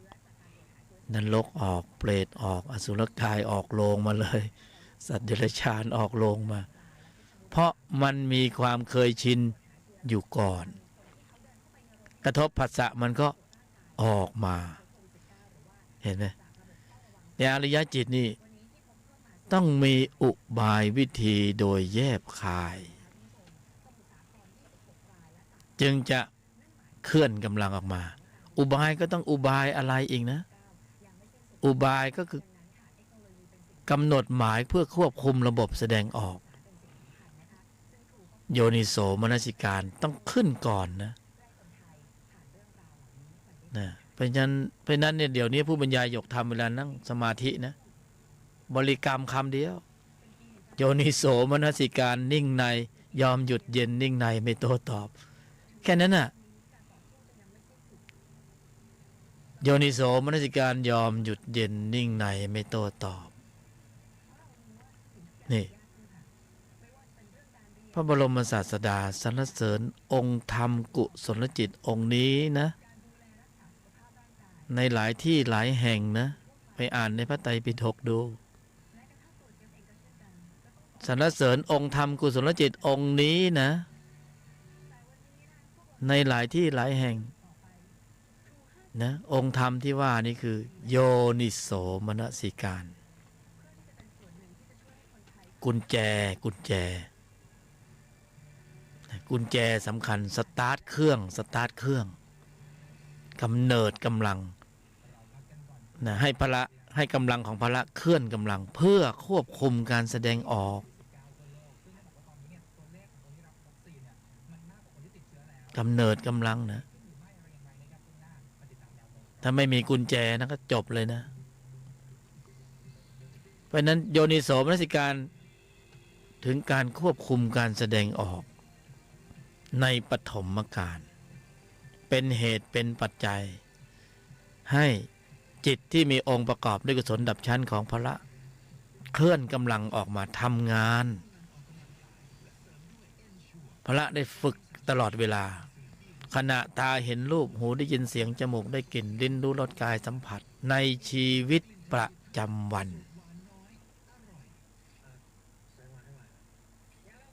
อยู่ในป่านิสัยนะกรรมฐานในภายในนะวินัยโลกุตระชั้นนี้เป็นกรรมฐานในภายในนะในภายในข้างในนะไม่ได้มองข้างนอกในภายในทุกรูปทุกนามมีนะรีบปรุงเลยนะลงมือปฏิบัติเลยนะสถานการณ์สร้างวีรบุรุษโลกสัมผัสเป็นตัวส่งเสริมเป็นข้อสอบข้อรองนะสมมุติบัญญัติภายนอกเนี่ยเป็นข้อสอบหมดเลยนะเพื่อให้ได้อริยจิตในภายในคือเป้าหมายนะได้เงินได้ทองนั่นคือผลพลอยได้แล้วก็เก็บเข้าบัญชีไว้แต่อย่าไปหลงมันมากนะในภายในนะ เป็นข้อสอบข้อรองหมดเลย ภายนอกตัวกระทบตัวสัมผัส ข้อสอบอุบายเพื่อปรุงภายในนะระหว่างนี้สังขารร่างกายยังไหวปรุงไปเลย พอได้อริยจิตขึ้นมาเนี่ยใจก็จะเก็บสะสมข้อมูล ทีนี้เราก็ไปส่องดูประตูใจโอ้ข้างในมีข้อมูลจิตที่มีตนประกอบจากการควบคุมการแสดงออกได้ในขณะโดนยั่วโดนโกรธโดนเสียผลประโยชน์แล้วนิ่งในไม่โต้ตอบได้กำเนิดอริยจิตใจได้เก็บข้อมูลจิตได้บันทึกข้อมูลไว้หมดเรามีอริยจิตอยู่ในภายในนะมีสิทธิ์ปิดอบายมีสิทธินั้นนะได้สิทธินั้นนะ แต่ถ้าไม่มีอริยจิตนะมีนรกจิตเปรตจิตอสุรกายจิตเอาจริงๆนะพูดจริงๆนะถ้ามีข้อมูลเหล่านั้นนะหนาวนะนรก หนาวนะร้อนด้วยหนาวด้วยไม่รู้นะถ้ามีข้อมูลจิตจึงจะปลอดภัยไว้วางใจได้นะตัวเลขในบัญชีช่วยไม่ได้นะแต่ต้องมีข้อมูลอริยจิตที่เกิดจากการควบคุมระบบแสดงออกแล้วกำเนิดกำลังของพละพอมีปริมาณข้อมูลจิตในชั้นนี้มากขึ้นก็เกิดเป็นฌานเกิดเป็นปัญญาเกิดเป็นญาณนี่ถึงตรงนั้นก็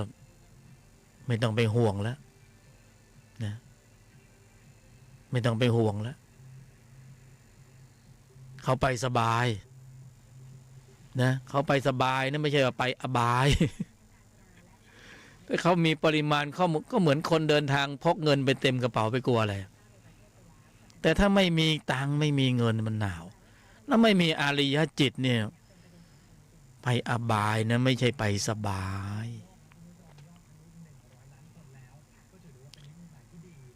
ก็นุโมทนาในกำลังของจิตที่มีองค์ประกอบโดยกุศลเป็นอันมากได้เจริญเกิดขึ้นในใจของกัลยาณมิตรผู้ฟังทุกท่านผู้บรรยายยกธรรมสายด่วนธรรมปฏิบัติ0951431989รัตนะมหันทโยสุขโสรัตนะหันตะละสาธุตัง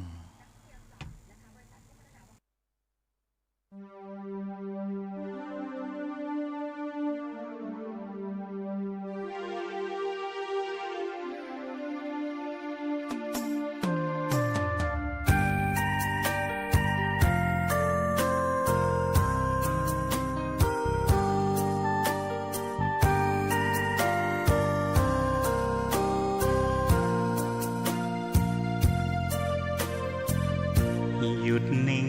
เย็นในไม่มีโต้ตอบสอบผ่านสบายฝึกจิตภายในได้มรรคองธรรม